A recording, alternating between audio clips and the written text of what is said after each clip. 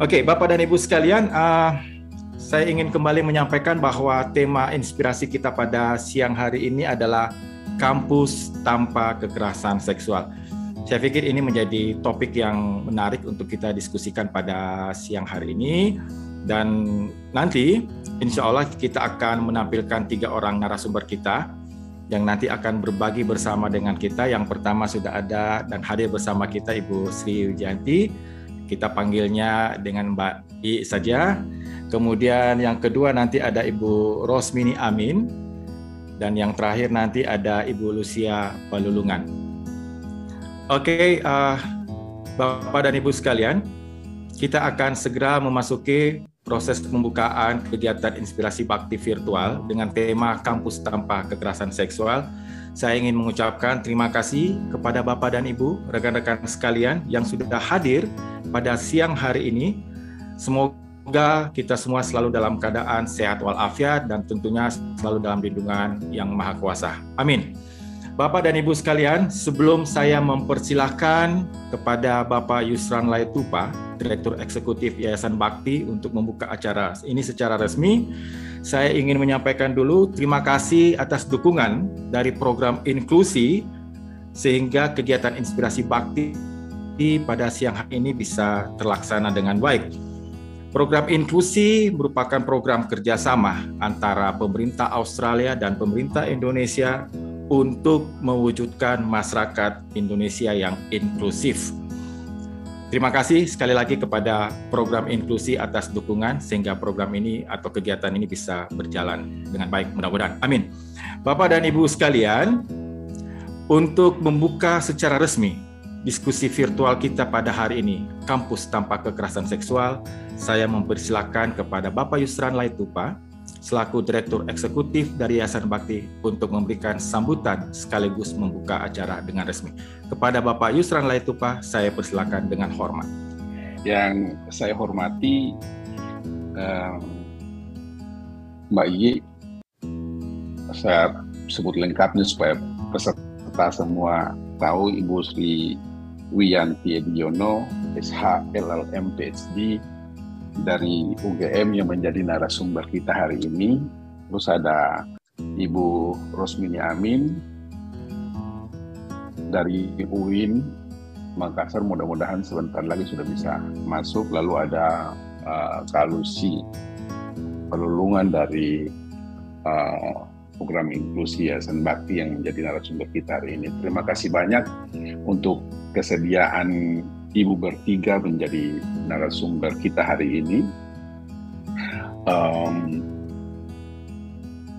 Diskusi kita hari ini menjadi penting sekali karena bukan karena belakangan ini makin banyak kasus dan menjadi informasi yang sering sekali dibicarakan di publik, tapi juga kepentingan karena substansi isu ini untuk menjadi pemahaman masyarakat secara luas, dan kemudian dari pemahaman masyarakat secara luas itu bisa melahirkan kesadaran dan kontrol terhadap situasi sosial, terutama yang berhubungan dengan kekerasan terhadap perempuan dan anak yang terjadi di mana saja, terutama di lembaga-lembaga pendidikan.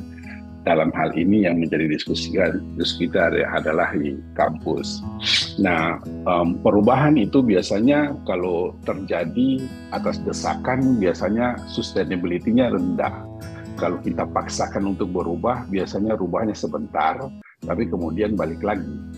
Tapi kalau perubahan itu terjadi karena orang punya pengetahuan cukup, lalu terpapar dengan informasi yang terus-menerus, kemudian melahirkan kesadarannya, lalu dengan kesadaran yang tumbuh itu kemudian merubah perilaku, itu akan berjalan untuk waktu yang lama atau malah mungkin seterusnya seperti begitu. Nah, kita berharap diskusi-diskusi seperti ini kemudian bisa memberikan informasi secara luas kepada warga kampus, mahasiswa, dosen, dan semua sivitas akademika yang ada di lingkungan kampus, dan kemudian memperbaiki kesadaran dan menjadi seperti kesepakatan begitu atau komitmen bersama untuk merubah situasi, mencegah sedapat mungkin hal-hal yang negatif seperti ini agar tidak terjadi di kampus dan membuat kampus itu menjadi tempat yang menyenangkan, yang ramah, yang seharusnya punya vibes yang positif keluar sampai ke masyarakat dan orang melihat kampus itu sebagai sesuatu yang menginspirasi, mencerahkan, memberdayakan, membuat orang tercerahkan dan memajukan sebetulnya. Nah, ada banyak hal yang mungkin kalau sampai ke publik, kalau kita bicarakan dalam format yang sifatnya regulasi, itu membuat orang seperti membaca aturan itu kalau ke masyarakat itu seperti orang bosan atau orang mau apatis mendengarnya. Tapi kalau dibuka dalam diskusi-diskusi seperti ini, mudah-mudahan Permendikbud 30 tahun 2021 dan Undang-Undang 12 tentang TPKS ini yang baru saja disahkan itu bisa kemudian tersampaikan sampai ke masyarakat atau sampai ke warga kampus dalam bentuk yang menyenangkan untuk dicerna, lalu kemudian dihayati, lalu membuat itu sebagai pendorong kita untuk berperilaku dengan lebih baik atau menyebarkan suasana atau dorongan untuk berperilaku dan lebih baik dan lebih terhormat di tempat dimanapun kita berada. Saya mau sekali lagi mengucapkan terima kasih kepada Mbak Yi dan Ibu Rusmini dan Kak Lucy yang hari ini mau berbagi dengan teman-teman kita yang sudah banyak ini. Terima kasih juga teman-teman peserta yang sudah sekarang ada di sini sudah mau 80 orang. Mudah-mudahan dari kita yang hadir hari ini lalu kemudian tersebar jauh lebih banyak kepada banyak orang, perlahan-lahan di banyak tempat diskusi-diskusi ini seperti dilakukan supaya menjangkau lebih banyak kampus, lebih banyak mahasiswa, lebih banyak dosen, lebih banyak sivitas akademika, lebih banyak orang di luar kampus yang kemudian bisa merubah banyak hal dan membuat kekerasan seksual itu menjadi sesuatu yang kita anti bersama dan tidak gampang dilakukan di ruang publik. Terima kasih sekali lagi untuk kesediaan waktunya teman-teman semua. Mari kita sama-sama memulai diskusi ini. Semoga diskusi ini bermanfaat untuk kita yang hadir di sini dan untuk semua kampus dan untuk masyarakat Indonesia. Assalamualaikum warahmatullahi wabarakatuh. Waalaikumsalam warahmatullahi wabarakatuh. Terima kasih Pak Yusran. Ada poin yang menarik yang disampaikan oleh Bapak Yusran Laitupa bahwa seharusnya kampus menjadi tempat yang aman, tempat yang nyaman, dan tempat yang ramah bagi siapapun, terutama untuk sivitas akademika atau orang-orang yang bekerja di area kampus. Tetapi fakta, nah ketika kita berbicara atau kita flashback kembali ke tahun 1990, tahun 2020-an, kita sering membaca, mendengar, bahkan melihat di berbagai sumber informasi dan portal media bahwa pada tahun-tahun itu jumlah kasus kekerasan yang terjadi pada perempuan dan anak khususnya di ruang domestik itu mengalami peningkatan yang cukup luar biasa. Sehingga negara hadir dengan melahirkan berbagai macam kebijakan. Salah duanya adalah adanya Undang-Undang Perlindungan Anak di tahun 2002 dan kemudian lahir Undang-Undang Pencegahan Kekerasan dalam Rumah Tangga di tahun 2004. Tetapi ketika kita berbicara fakta, menurut catatan tahunan Komnas Perempuan Anak di tahun 2022 bahwa terjadi 338.496 kasus kekerasan yang terjadi pada perempuan dan anak. Dan jika dipresentasi, maka 36% adalah kasus kekerasan psikis, kemudian 33% ada kasus kekerasan seksual, dan kemudian 18% adalah kekerasan fisik. Ini fakta, ini fenomena. Tapi Bapak dan Ibu sekalian, jika kita merujuk kepada lokus kejadian, ada perubahan ruang yang dulunya terjadi di dalam ruang domestik, kemudian sekarang terjadi pada ruang publik, salah satunya di kampus. Kalau kita lihat menurut penelitian yang dilakukan oleh Kemendikbud Ristek, kampus menempati urutan ketiga setelah jalanan 33%, transportasi umum 19%, dan kampus 15% merupakan tempat terjadinya kasus kekerasan seksual. Kemudian berdasarkan riset yang dilaksanakan oleh Kemendikbudristek, 77% mahasiswa, dosen, hingga karyawan di kampus menyatakan bahwa kekerasan seksual terjadi di kampus. Tetapi yang menjadi ironis adalah 63% korban tidak pernah melaporkan kasus yang menimpanya. Komnas Perempuan juga merilis data pada tahun 2020, ada 67 kasus kekerasan seksual di lingkungan kampus yang hampir sebagian besar korban tidak pernah melaporkan. Hari ini atau siang hari ini, Inspirasi Bakti secara virtual mengangkat tema Kampus Tanpa Kekerasan Seksual. Kita akan menghadirkan 3 orang narasumber. Yang pertama, Ibu Sri Wiyanti Etiono, SH, LLM, PhD. Beliau adalah dosen fakultas di Universitas Gadjah Mada, Yogyakarta. Kemudian yang kedua adalah Ibu Rosmini Amin, MTHI, Kepala Pusat Studi Gender dan Anak, LP2M, UIN Alauddin Makassar. Dan yang ketiga, Ibu Lucia Palulungan, Program Manager Inklusi Bakti. Bapak dan Ibu sekalian, kita akan berdiskusi dengan 3 orang narasumber kita, dan nanti akan saya mempersilakan kepada narasumber kami untuk akan menyampaikan, mempresentasikan materi yang terkait dengan kampus tanpa kekerasan seksual. Tetapi sebelumnya saya ingin menyampaikan dulu bahwa teknis diskusi kita nanti, setelah 3 orang narasumber ini akan menyampaikan materi, kemudian akan saya buka dengan sesi diskusi atau sesi tanya jawab yang akan saya bagi menjadi 2 sesi, di mana sesi yang pertama nanti masing-masing 3 penanya. Kemudian setelah itu kita sangat berharap kepada teman-teman yang akan menyampaikan pertanyaan, itu menyampaikan pertanyaan secara ringkas, padat dan jelas, dan kemudian pertanyaan itu ditujukan kepada siapa narasumber kita.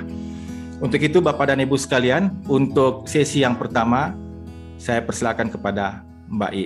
Mbak I, silakan. Terima kasih. Pak Taufan, apakah suara saya sudah dapat didengar dengan jelas? Sangat baik, Bu. Oke, baik. Terima kasih. Assalamualaikum warahmatullahi wabarakatuh. Waalaikumsalam warahmatullahi wabarakatuh. Halo, Om Swastiastu, Namo Buddhaya, salam kebajikan dan salam sehat buat kita semua. Nah, izinkan saya akan menggunakan share screen ya untuk menyampaikan apa yang akan ada saya sampaikan. Jadi tentu saja ya, apakah bisa dilihat ya, gitu ya. Jadi rekan-rekan, Bapak Ibu dan teman-teman yang saya kasihi ya, bahwa hari ini saya mendapatkan penghargaan yang luar biasa dengan menyampaikan sebetulnya materi ini yang harapan saya tadi betul apa yang disebutkan oleh para Pak Taufan dan juga bahwa membahas kekerasan seksual itu kalau kita bicara hanya ada aturan itu agaknya susah ya. Nah, saya akan bercerita lebih kepada berdasarkan pengalaman saya, terutama menangani kasus-kasus yang ada di UGM. Ya. Jadi, mengapa ini penting? Ya, UGM merasa perlu istilahnya menyatakan diri ya, sebagai satu kampus yang pernah mendapat deraan dengan pada tahun 2018 ketika kasus Agni begitu maraknya di seentero nasional ya, dan ada yang kemudian menimbulkan gejolak bahkan di UGM. Ada yang bilang, wah kenapa itu kasus Agni muncul, itu kenapa Agni kok berani menyampaikan kasus seperti itu menjelekkan nama UGM. Satu pihak ada yang begitu, tapi ada pihak yang lain enggak. Kalau UGM ada kasus seperti dan itu tidak ditangani dengan baik, maka di situ menjelekkan nama baik UGM. Jadi ada perdebatan tentang bagaimana kita meletakkan isu kekerasan seksual. Tapi saya mau menyatakan bahwa kita mengalami situasi di mana perdebatan tentang penting atau tidaknya mengangkat isu kekerasan seksual itu terjadi di UGM sendiri sebagai kampus yang besar. Namun sekarang dengan kita memiliki peraturan rektor nomor 1 tahun 2020, kita juga menginisiasi Hub Promoting University yang mendorong para universitas-universitas lainnya juga untuk mempromosikan kampus yang sehat, di mana salah satu aspek dari kampus yang sehat itu adalah yang tidak kekerasan. Maka kami menyampaikan apa adanya pengalaman untuk kita sama-sama membangun sistem pendidikan yang berdaulat, yang berintegritas. Ya, saya kira itu titik poinnya. Jadi memang saya juga di sini selaku Pokja Anti Perundungan dan Kekerasan Hub Promoting University di kampus saya. Ya. Nah, mengapa penting kita membahas isu kekerasan seksual? Saya kira kita tahu bahwa UGM itu atau kampus manapun adalah satu tempat yang sangat eksklusif, ya, karena berisi orang-orang pintar. Mereka yang ada di kampus adalah orang-orang pilihan, apalagi di kampus-kampus negeri dimanapun, ya, karena tidak lebih dari 10% penduduk Indonesia bisa ya, duduk dan menikmati kampus sebagai bagian pendidikannya. Nah, artinya bahwa kampus itu diharapkan sebagai satu tempat yang penuh dengan orang-orang cerdas, penuh orang-orang yang kreatif, dan penuh dengan orang-orang yang punya semangat ya untuk belajar. Nah, jadi kampus menjadi tempat orang belajar, anak-anak dititipkan oleh orang tuanya, orang-orang yang bekerja di dalam kampus merasa bangga mereka adalah bagian dari kampus. Nah, menjadikan kampus itu adalah tempat interaksi banyak pihak. Ada yang belajar, ada yang bekerja. Ya, ada yang sekedar singgah untuk jalan-jalan, ada semuanya. Nah, kampus menjadi dunia yang sangat sangat menarik sebetulnya, dan menjadi representasi dunia Indonesia juga di satu sisi.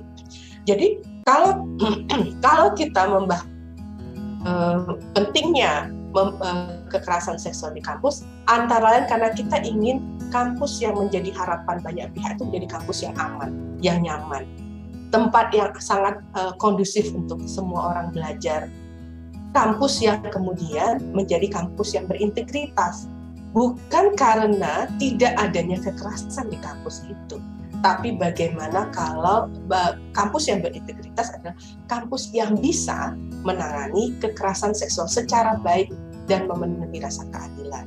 Dan ini menjadikan kampus sebagai tempat yang inovatif, bahkan menjadi solutif, yang akan merepresentasikan upaya-upaya solutif di wilayah di Indonesia. Karena apa? Karena kalau kita bisa menyelesaikan masalah kekerasan seksual secara baik di kampus, itu akan menjadi representasi dari pendidikan yang ada di Indonesia. Saya kira itu harus kita sepakati bersama dulu, ya.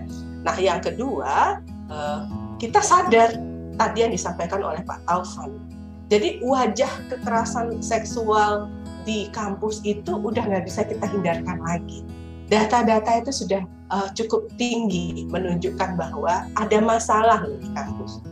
Karena apa ada masalah? Karena memang yang tadi saya bilang, ada interaksi-interaksi yang sangat beragam di dalam kampus. Ada dosen, ada mahasiswa, ada profesor, ada standik dan sebagainya, yang merepresentasikan tentang berbagai status sosial yang ada di luar di dalam kampus. Jadi ada hierarki-hierarki yang juga terjadi di kampus. Sehingga kemudian wajar sekali kekerasan seksual itu terjadi. Dan saya pikir banyak studi yang sudah menunjukkan bahwa hampir tidak ada kampus yang aman. Mau di Jakarta, di Jogja, termasuk Makassar, Gorontalo, Palangkaraya, hampir tidak ada kampus yang aman. Pasti ada kasus yang aman. Yang menjadi catatan adalah apakah kampus itu siap dan mau dan secara elegan ya mau menangani kasus-kasus yang terjadi yang ada di kampusnya.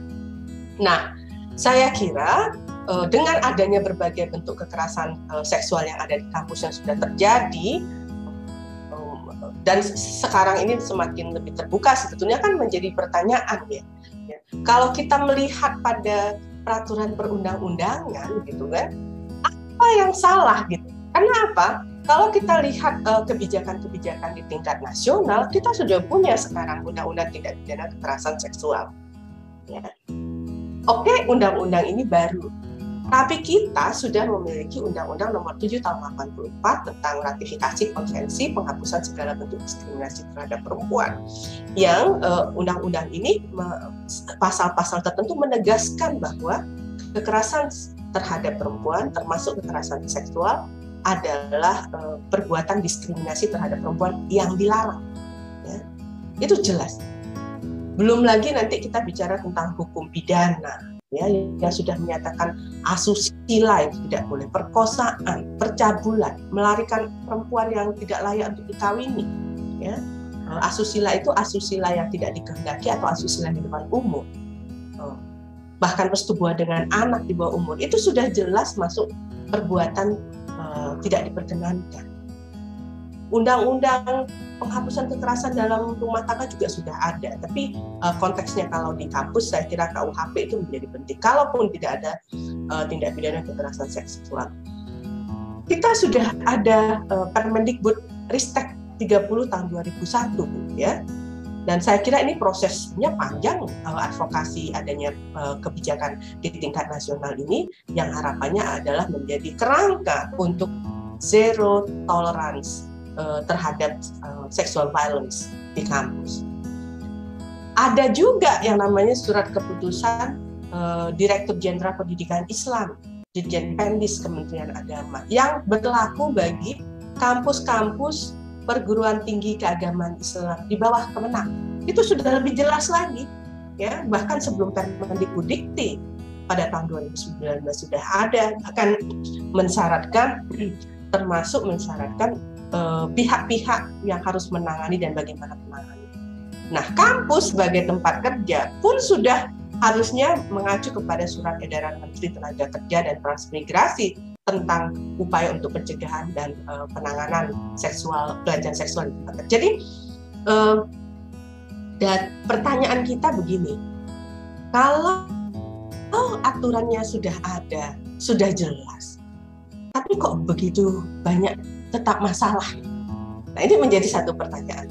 Nah, sebagai pihak sivitas akademis yang tentu saja berpikir yang logis, berpikir yang strategis, berusaha untuk mencari solutif, nah kita kemudian harus berkontribusi, ya, bagaimana supaya undang-undang ini bisa dijalankan dan hambatan-hambatan dalam pelaksanaan undang-undang ini yang kemudian diselesaikan. Nah, ini yang kemudian menjadi dasar bagi UGM, ya, untuk kemudian sama-sama ini para pihak yang concern terhadap peraturan kekerasan seksual di kampus, ya, di UGM itu bergerak untuk kemudian melihat, merefleksikan, memperbaiki apa yang salah di kampus kami, ya, di UGM, kok misalnya ada kasus kemudian tidak bisa ditangani.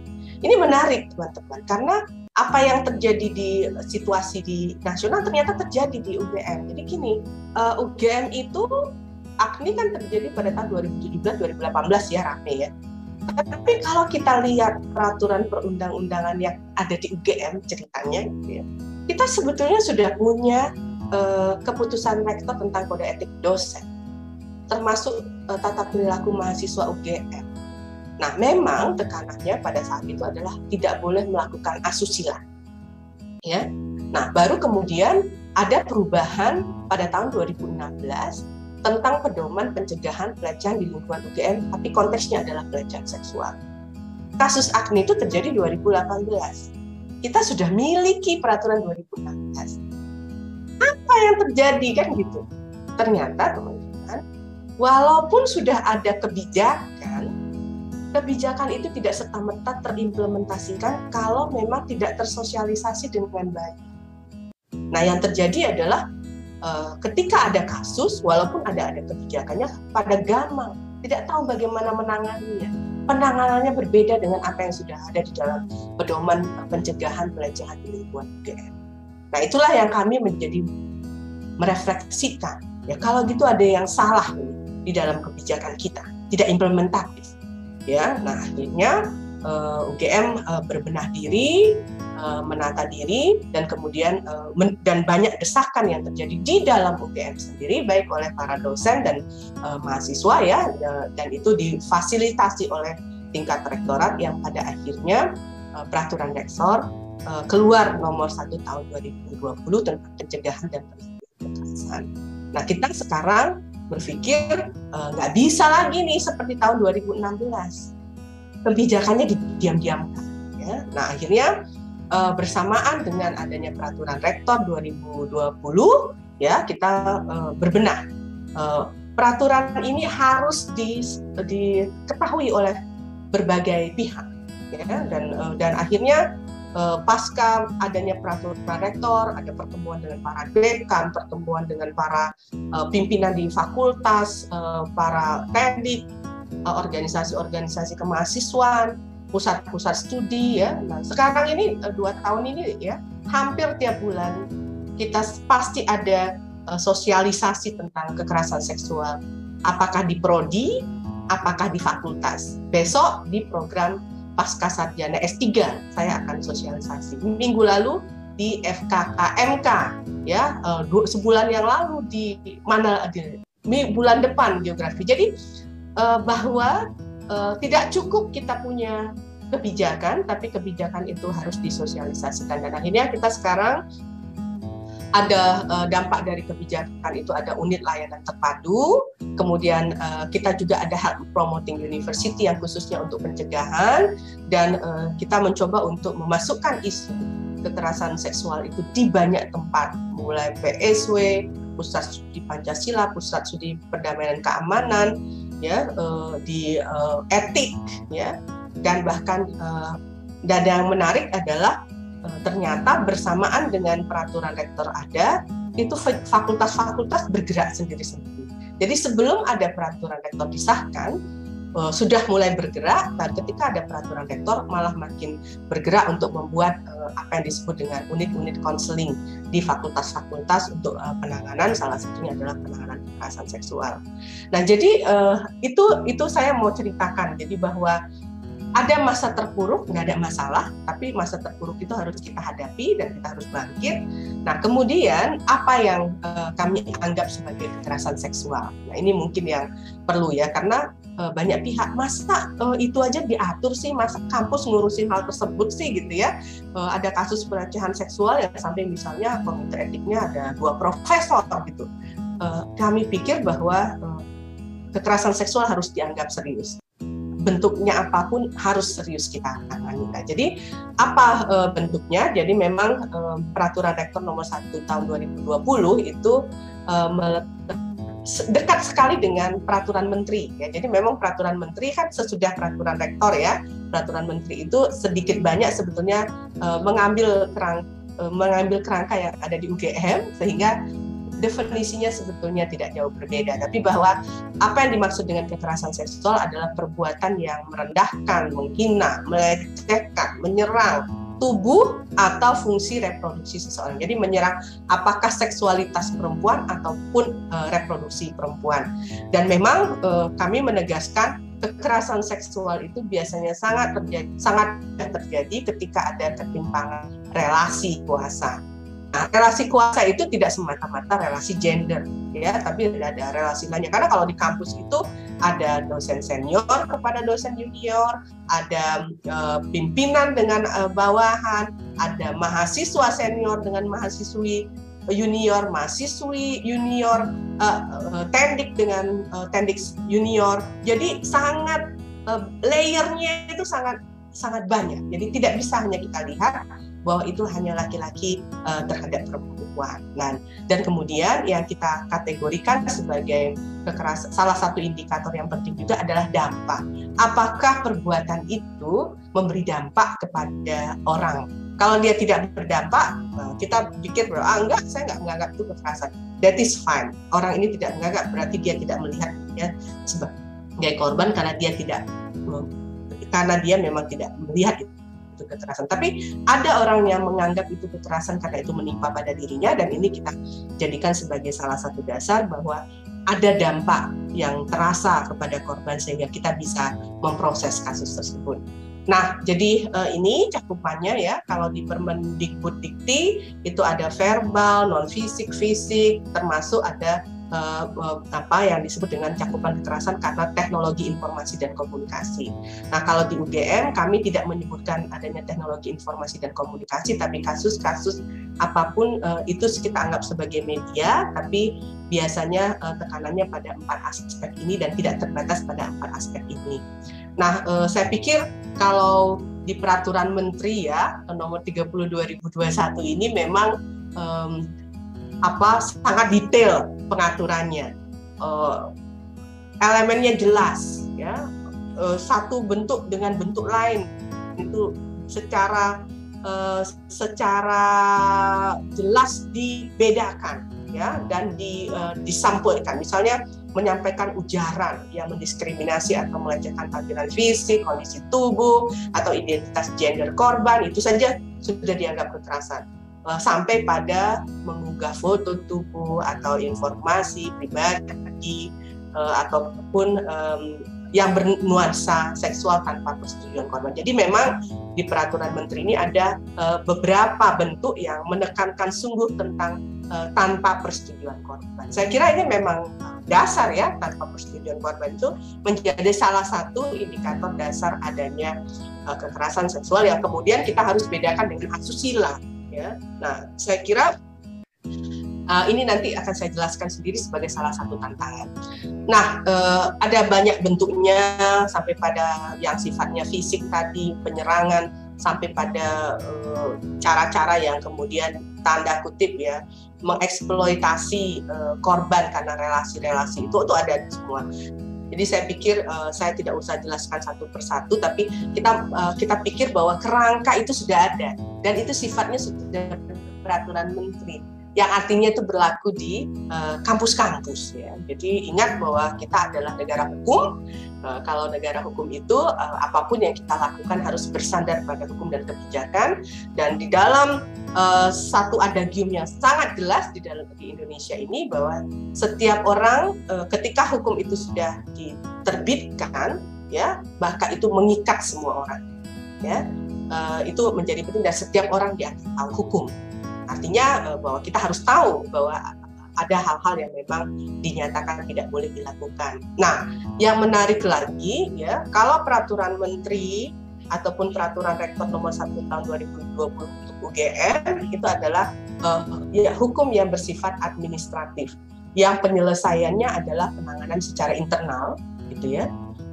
Sekarang kita punya Undang-Undang Tindak Pidana Kekerasan Seksual yang juga mengatur berbagai jenis kekerasan, termasuk pelecehan seksual non fisik, pelecehan seksual fisik, pemaksaan, perkosaan, perbuatan cabul dan sebagainya itu juga dimasukkan ya, termasuk kekerasan yang berbasis elektronik ya.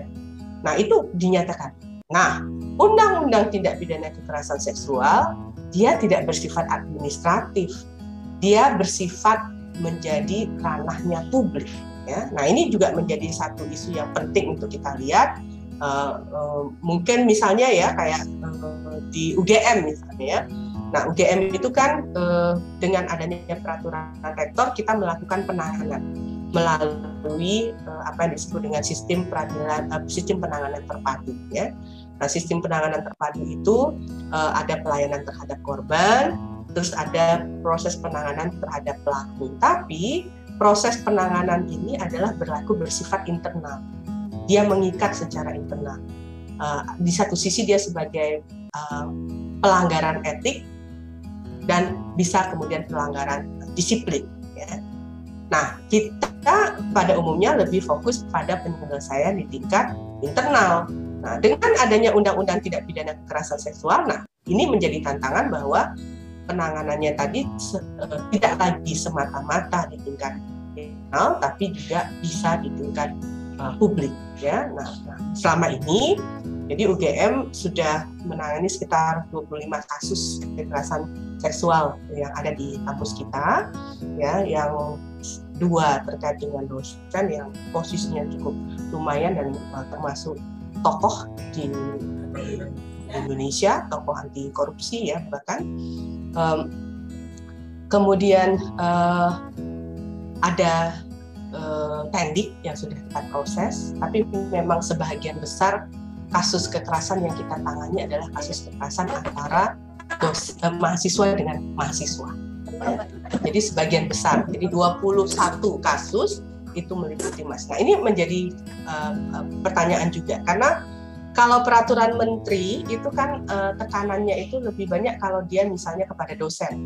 Nah kita dan ada pertanyaan sebetulnya di tingkat UGM ya, beberapa kali ini kok kita tangani ya, kan ini wilayahnya bukan di kampus, wilayahnya bukan pada waktu pengajaran, pendidikan dan pengajian, tapi di rumah-rumah kos, di kafe, di tempat di mana mereka tidak sedang melakukan pendidikan dan pembelajaran. Itu ada pertanyaan-pertanyaan, karena sebagian besar kasus yang dilaporkan ternyata malah kasus-kasus yang bersifat privat ya.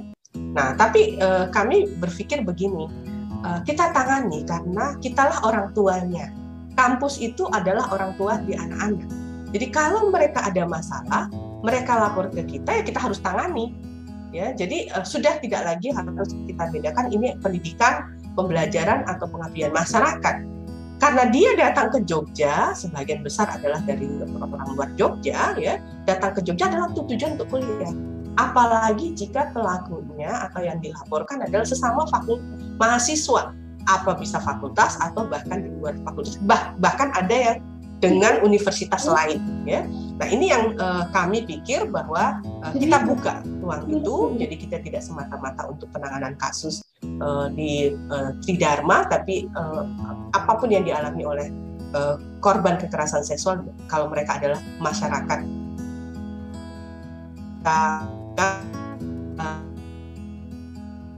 kok ya.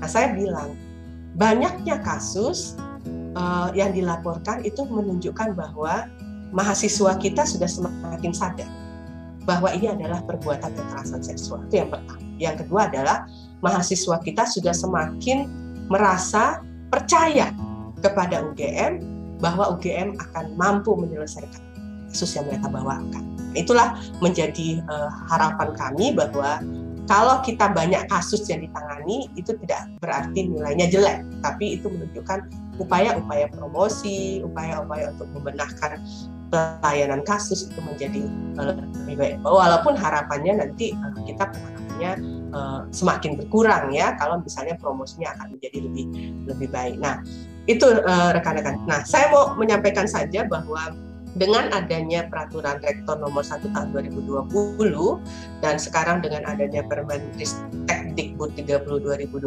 memang kita tidak bisa lagi mengabaikan ya. Nah, kalau di UGM peraturan rektor sendiri punya mekanisme dan Permendikbud Ristek juga memiliki mekanisme ya. Nah, kalau di Permendikbud Dikti kan melalui Satgas, artinya bahwa setiap kampus wajib memiliki Satgas, dan saya kira September tanggal 2 ini adalah batas waktu terbentuknya Satgas di seluruh universitas. Nanti teman-teman yang berada di kampus masing-masing silahkan cek ya apakah Satgasnya sudah ada. Nah, Satgas itu yang menjadi tulang punggung dalam penyelesaian kasus, baik menerima laporan, kemudian melakukan pemeriksaan secara tertutup, kemudian menyimpulkan apakah terjadi kekerasan, melakukan pemulihan, atau termasuk kegiatan-kegiatan untuk mencegah supaya kekerasan seksual tidak terjadi.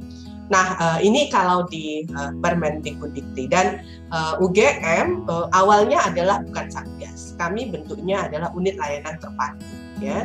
Nah, unit layanan terpadu yang melakukan penanganan dengan korban, dan kemudian dari melakukan perlindungan berdasarkan kebutuhan, dan kemudian dari unit layanan terpadu kalau memang kasusnya berlanjut akan kita proses melalui komite etik yang melakukan investigasi. Nah, sekarang dengan adanya peraturan menteri, memang UGM sedang membenah ya, mengubah peraturan rektornya agar sesuai dengan peraturan menteri ya.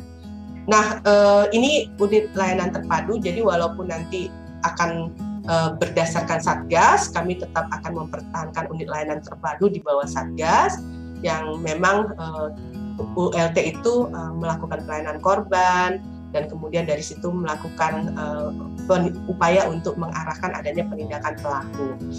Nah, penanganan korban kita sebetulnya sesuai dengan standar penanganan kasus kekerasan di tingkat nasional ya.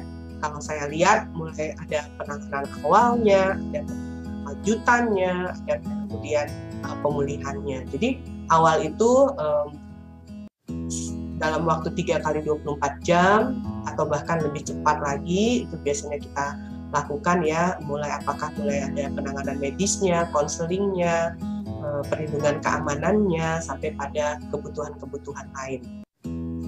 Nah, yang menjadi penting juga adalah soal pemulihan. Jadi, kalau kasusnya sudah selesai, maka kita akan memastikan agar korban itu bisa menyelesaikan studinya, didampingi, ya, karena biasanya kan korban itu merasa, apalagi kalau kasusnya sudah sempat terangkat ke media massa gitu misalnya, dia akan merasa sangat tertekan gitu. Nah, itu yang kita harus dampingi, termasuk ada pendamping akademiknya supaya dia bisa menyelesaikan sekolahnya. Nah, jadi selain pada pendampingan korban, saya kira penindakan pelaku itu menjadi penting. Kenapa harus kita melakukan penindakan pelaku? Jadi saya kira rekan-rekan sudah ada banyak penelitian, terutama di luar ya, bahwa kasus yang tidak ditangani pelakunya cenderung melakukan pengulangan. Ya. Nah, itu sudah ada studi-studi, sehingga kalau kita tidak menangani pelaku dan tidak menindak pelaku, maka kita tidak akan bisa menghentikan siklus kekerasan. Nah, oleh karena itu pelaku harus kita proses, apalagi kalau pelaku yang sadar, yang punya posisi tinggi, yang punya kekuasaan, maka dia akan mudah sekali menggunakan kekuasaan dan posisinya untuk kemudian masih hari itu bahwa itu tidak masalah gitu. Nah, itu yang paling berbahaya seperti itu ya.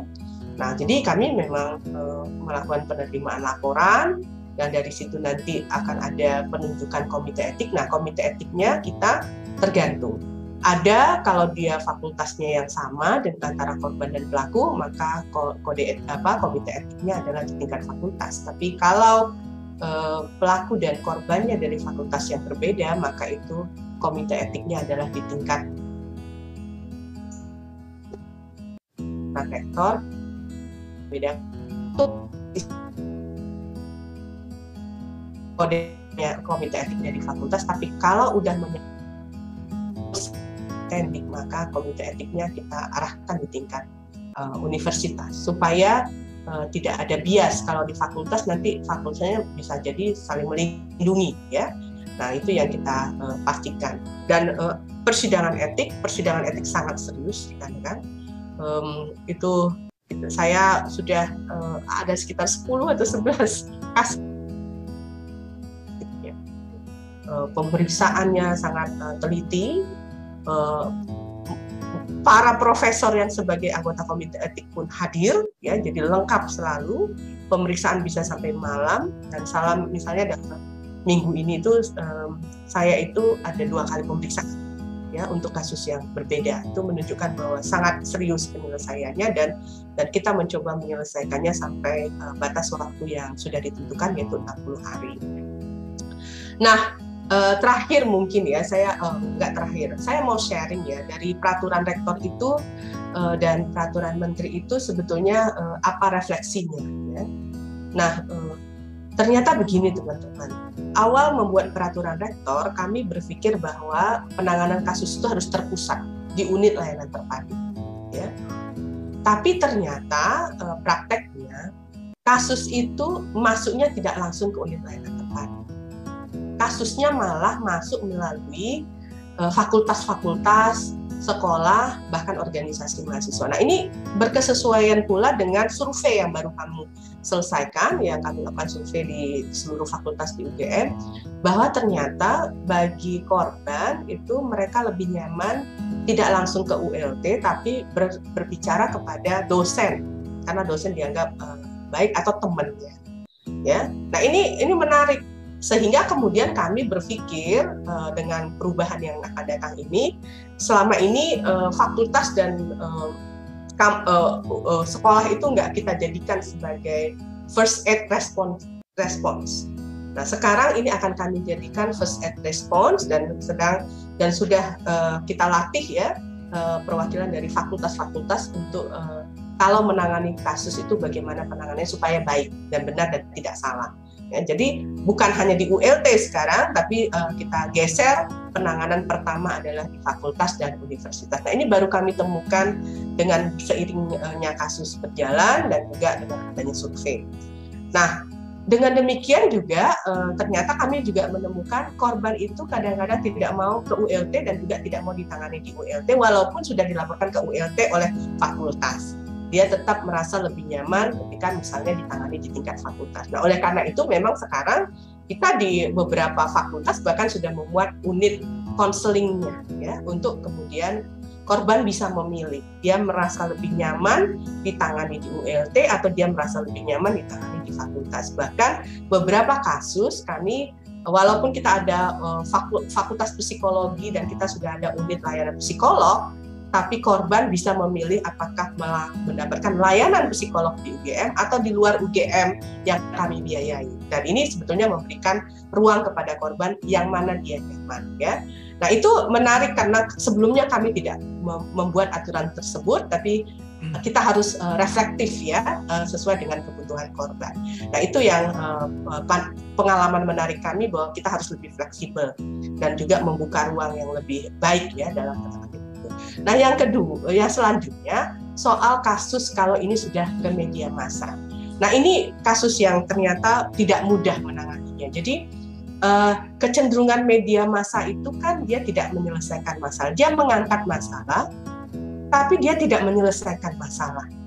Ya, tapi bisa menyebabkan situasi yang tidak kondusif selanjutnya. Kalau sesudah mengangkat masalah masih terus mengeksploitasi isu seksualitas ya, isu kekerasan. Nah, ini menjadi ini menarik karena kita sadar betul bahwa kalau korban tidak percaya pada institusi, dia akan lari di luar institusi ya, dan dia akan menggunakan media massa untuk menggunakan. Tapi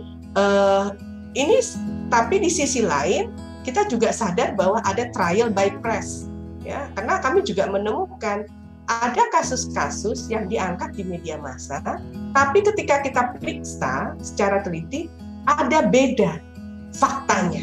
Nah, ini menarik. Terus padahal beda fakta ini sangat signifikan, ya, yang bisa menyatakan sebetulnya ini isu kekerasan seksual atau sebetulnya ini bukan isu kekerasan seksual, tapi ini isu gender, gitu ya, tidak.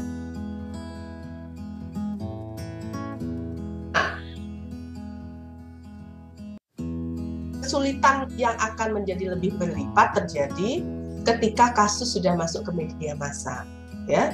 Nah, ini yang kita coba upayakan sedapat mungkin. Kalau sudah ada berita apapun yang kita lihat muncul dari medsos atau segala macam, itu langsung kita undang supaya tidak serta-merta menyeruak, dan kita langsung buat tim untuk tim pencari faktanya dan kita langsung tangani secara serius. Karena kalau tidak maka tidak akan selesai dan penanganannya menjadi lebih kompleks. Nah, itu saya kira pembelajaran yang kami sendiri juga tidak mudah kalau sudah menangani kasus-kasus yang sudah terungkap di media. Tapi menarik juga, kemarin kita workshop dengan para universitas yang lain, mereka bertanya, Bu, kok 25 kasus kita nggak lihat tuh kasusnya di media massa? Ya kan? Mungkin karena korbannya sudah merasa cukup puas dan mereka tidak mau mengangkat. Dan saya bilang begini, dari kasus yang kami tangani 25-an itu, tidak ada satu korban pun yang mau membawa kasusnya ke media massa. Jadi yang membawa kasus itu bukan mereka, tapi entah siapa yang membocorkan, sementara mereka sendiri bilang, yang kami takutkan adalah kalau kasus saya masuk ke media massa. Nah, ini yang menarik ya. Jadi sebetulnya yang menjadi catatan adalah ada upaya-upaya untuk mengeksploitasi korban bukan untuk menyelesaikan masalah. Ini yang harus kita paham. Nah, saya kira itu. Jadi hambatan lain adalah memang kita masih berhadapan dengan budaya yang sangat kuat ya, yaitu budaya kekerasan ya, di mana bahwa kadang-kadang pelaku sendiri ketika kita panggil dia menganggap bahwa apa yang dia lakukan adalah tidak salah, karena dia merasa adalah itu suka sama suka dengan budaya, dengan parameter yang sangat maskulin. Nah, terus masih selalu ada pertanyaan-pertanyaan mengapa sih kita menangani itu dan seharusnya tidak boleh. Jadi dan kami selalu diskusikan bahwa budaya kekerasan itu yang paling berbahaya, yaitu budaya yang mentolerir kekerasan, yang mengabaikan adanya kekerasan, yang kemudian ketika mengabaikan kekerasan maka sebetulnya lebih menyalahkan korban. Nah, ini yang menjadi catatan. Walaupun kita sudah menangani secara baik, ketika sudah masuk ke sosmed, itu yang namanya korban masih dibully, ya, karena masih ada blaming the victim, itu salahnya korban. Nah, ini yang menjadi catatan bagi kita semua untuk penyelesaiannya, sehingga kemudian sekarang gitu ya, saya pikir dari pengalamannya kami ya, 25 kasus itu berat sekali loh, menangani 25 kasus itu berat sekali karena energinya, waktunya, tenaganya, belum lagi nanti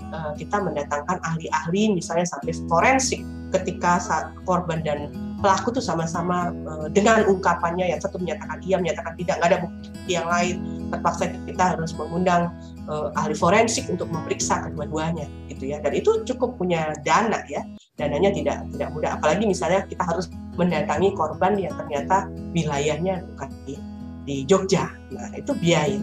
Nah, oleh karena itu cost-nya mahal, energinya banyak ya, yang menjadi penting sebetulnya dengan demikian, tapi tetap harus ditangani. Jadi yang menjadi penting adalah pencegahan. Jadi supaya kami sudah menghitung satu penanganan kasus korban itu paling tidak melibatkan 12 sampai 15 orang. Ya, mulai dari ULT-nya, mulai dari pelayanan kesehatan, mulai dari psikolognya, mulai dari tim etiknya, mulai dari yang membuat surat SK segala macam, lebih dari 12 orang itu satu kasus. Nah, jadi harapan kita bahwa kita harus pencegahan, dan pencegahan itu menjadi yang utama ya, dan pencegahan ini untuk mengubah budaya kekerasan itu. Jadi kita tidak mentolerir dan menyatakan itu tidak boleh, itu salah, dan kalau ada maka harus diproses gitu ya. Kemudian ini memang harus melalui proses yang serius, tidak bisa hanya kebijakan saja. Ingat, UGM sudah punya masalah, 2016 kita punya kebijakan, 2018 kita nggak bisa menangani karena tidak ada yang tahu isi dan bagaimana mekanismenya. Jadi harus disosialisasikan, harus direfleksikan, harus ada mekanismenya yang jelas supaya kemudian kasus-kasus itu bisa ditangani dengan baik. Nah, dengan demikian saya mau menyatakan kita harus terus-menerus melakukan gerakan menyatakan tidak untuk kekerasan seksual, dan termasuk usut tuntas kekerasan seksual di kampus, dan kita harus mencegah kekerasan itu tidak terjadi lagi. Itu dari saya, terima kasih. Wabillahi taufiq wal hidayah. Assalamualaikum warahmatullahi wabarakatuh. Waalaikumsalam warahmatullahi wabarakatuh. Sangat menarik sekali ya Mbak Iis sekali ya. Tadi ada beberapa hal yang menarik, bahwa seharusnya memang kampus itu menjadi tempat yang aman, tempat yang nyaman, tempat yang kondusif, dan juga kampus yang harusnya berintegritas. Kalau ada kasus kekerasan yang terjadi, maka harusnya penanganannya yang berkeadilan. Kemudian kita lihat juga dari apa yang sudah disampaikan oleh Mbak I, bahwa sebenarnya negara kita sudah cukup banyak menyediakan produk-produk regulasi terkait dengan pencegahan dan penanganan korban, tetapi ada sesuatu yang masih kurang, yaitu masih kurangnya sosialisasi terkait dengan kebijakan-kebijakan tersebut.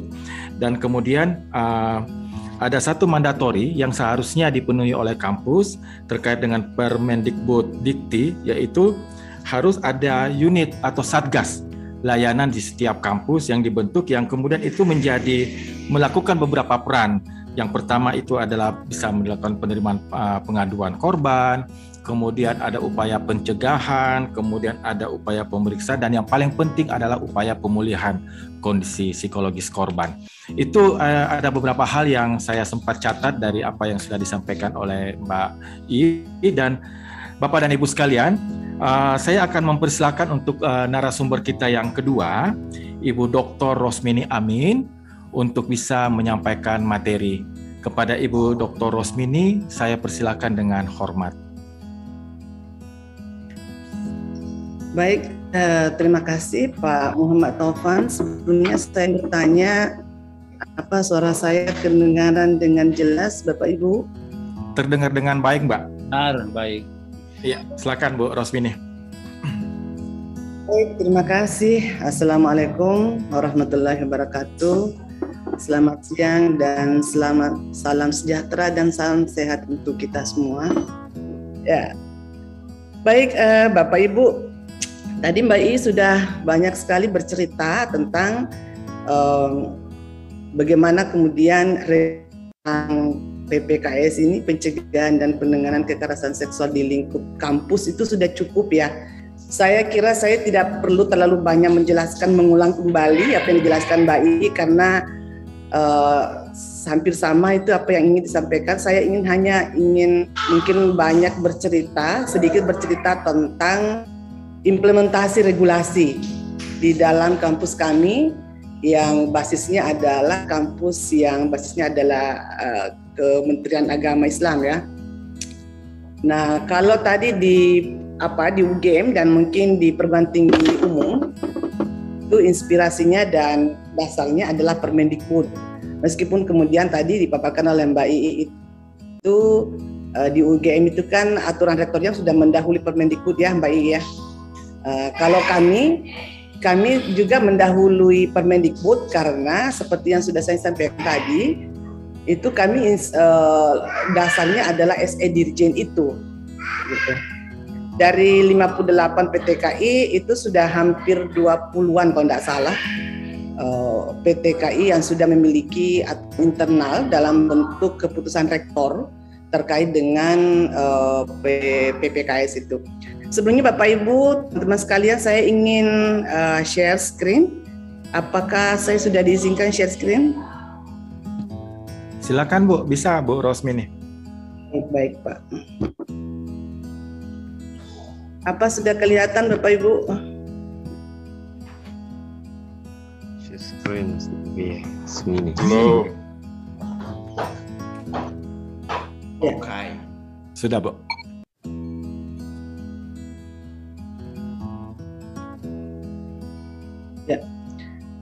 Ya, kita dikasih judul yang sama ya, baik, dan mungkin Ibu Lucia nanti kampus tanpa kekerasan seksual. Memang kita tentu tidak boleh berhenti menggelindingkan wacana ini, karena kekerasan seksual di kampus itu sebelum dan sesudah adanya regulasi itu memang tidak bisa lagi ditutup-tutupi. Saya sepakat tadi dengan Mbak I mengatakan bahwa kita mengungkapkan kuantitas berapa jumlah kasus bukan menandakan bahwa kita jelek, tapi sesungguhnya itu satu sisi bahwa kampus sudah sedemikian serius menangani kasus-kasus kekerasan seksual setelah adanya regulasi-regulasi ini gitu. Nah, saya di-request oleh panitia untuk berbicara tentang bagaimana pengalaman UIN ya, Alauddin Makassar dalam mengawal penerbitan regulasi dalam bentuk SK Rektor. Ya, ini saya kira cukup panjang ini ceritanya sebenarnya, dan yang seperti saya sudah sampaikan tadi bahwa salah satu yang cukup berkontribusi itu adalah konsultasi nasional yang dulu diinisiasi oleh Komnas Perempuan untuk bagaimana mengumpulkan pusat studi gender anak dan anak seluruh PTKI itu untuk bagaimana secepatnya melakukan atau mengawal terbitnya keputusan atau terbitnya regulasi internal setiap kampus PTKI. Nah,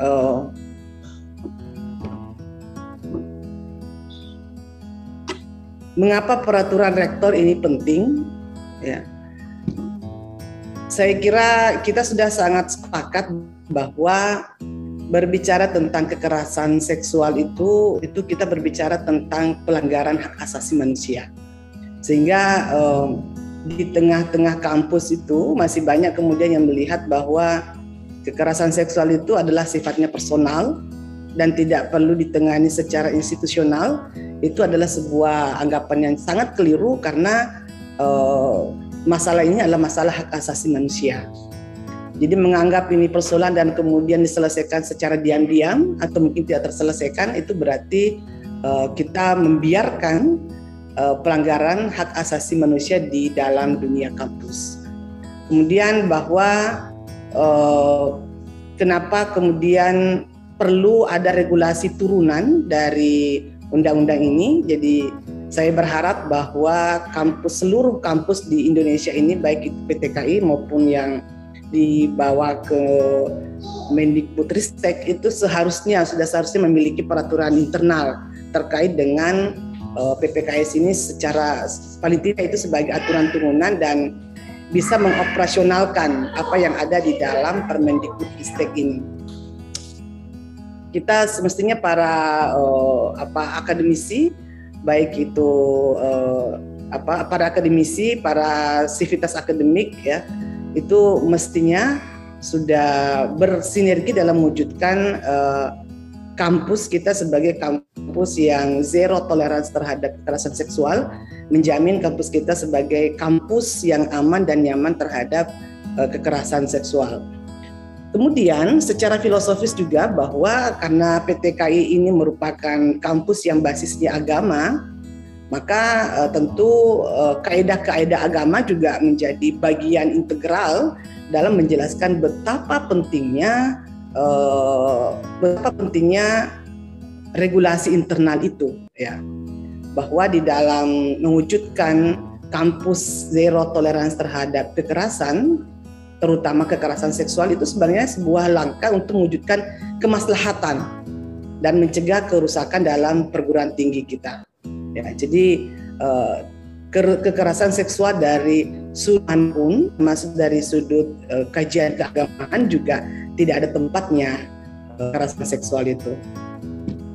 Kemudian alasan yuridis kenapa kemudian peraturan rektor ini begitu difokuskan ketika itu adalah bahwa kita sudah memiliki SE Dirjen, Surat Edaran Dirjen dari 2019, 5494/2019.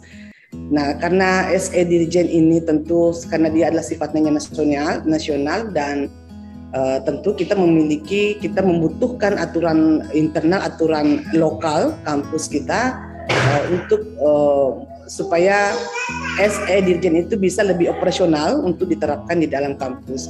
Jadi kami Bapak Ibu, para rekan-rekan dalam partisipan dalam sub ini, bahwa di UIN Alauddin Makassar ini selain memiliki SK Rektor tentang pedoman pencegahan dan penanganan kekerasan seksual, juga kami sudah memiliki SOP-nya. Kita sudah ada SOP Pak Yusran. Jadi SOP tentunya akan menjelaskan secara lebih operasional lagi, secara lebih teknis malah. Di dalamnya sudah ada formulir dan lain sebagainya, sudah ada informasi dan lain sebagainya. Jadi SOP itu kami garap bersamaan dengan SK Rektor ini. Kemudian secara sosiologis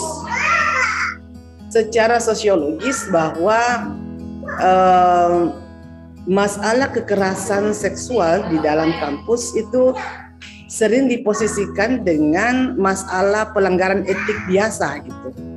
Jadi tidak perlu diberikan atau dibuatkan aturan khusus.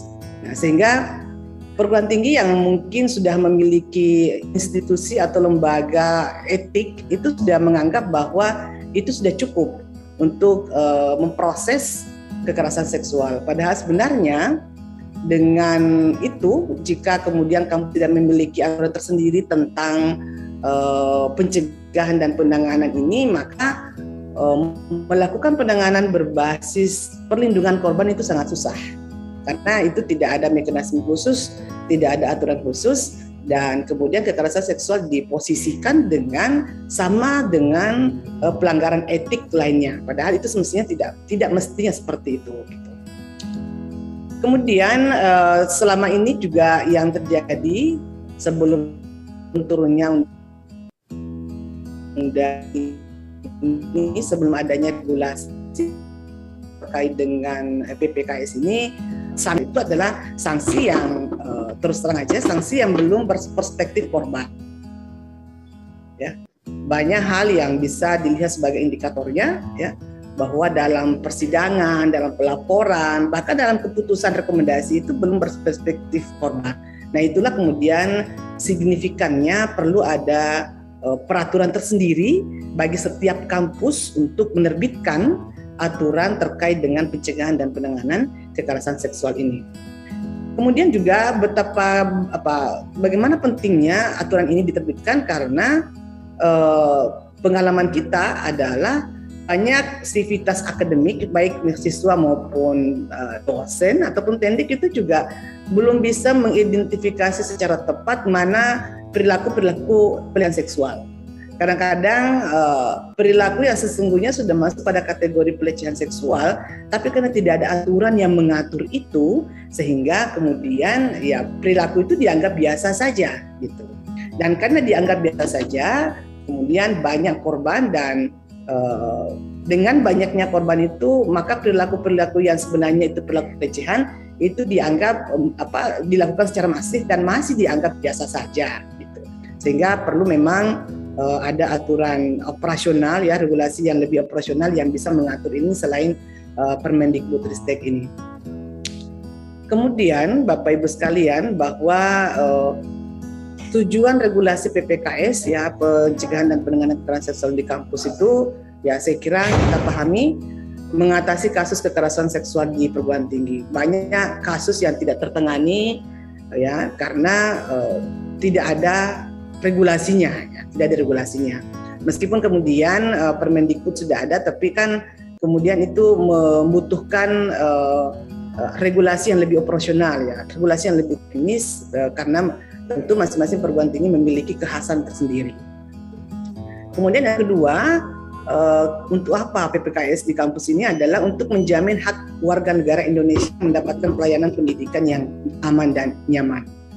Tadi sudah kita mendengarkan paparan Mbak I dan para Bapak yang memberikan sambutan bahwa perguruan tinggi yang semestinya menjadi tempat yang aman, nyaman untuk siapapun yang masuk di dalamnya, baik itu mahasiswa maupun dosen ataupun tendik, semestinya menjadi tempat yang nyaman dalam dalam berdinamika di situ. Tapi faktanya adalah banyak kemudian kampus yang tidak bisa menggaransi adanya keamanan dan kenyamanan itu. Kemudian dengan adanya regulasi itu, tentu pimpinan perguruan tinggi memiliki kepastian hukum dalam mengambil langkah yang tegas. Artinya bahwa ketika tidak ada regulasi operasional yang mengatur tentang PPKS di salah satu di kampus, maka penanganannya menjadi tidak komprehensif karena tidak ada rujukan, ya, tidak ada rujukan hukum, sehingga tidak ada kepastian hukum. Nah, Bapak Ibu sekalian, kami di UIN Alauddin ini sudah memiliki aturan rektor dan cukup panjang prosesnya sehingga bisa terbit, ya, karena kita melibatkan berbagai unsur. Waktu itu kami beberapa kali harus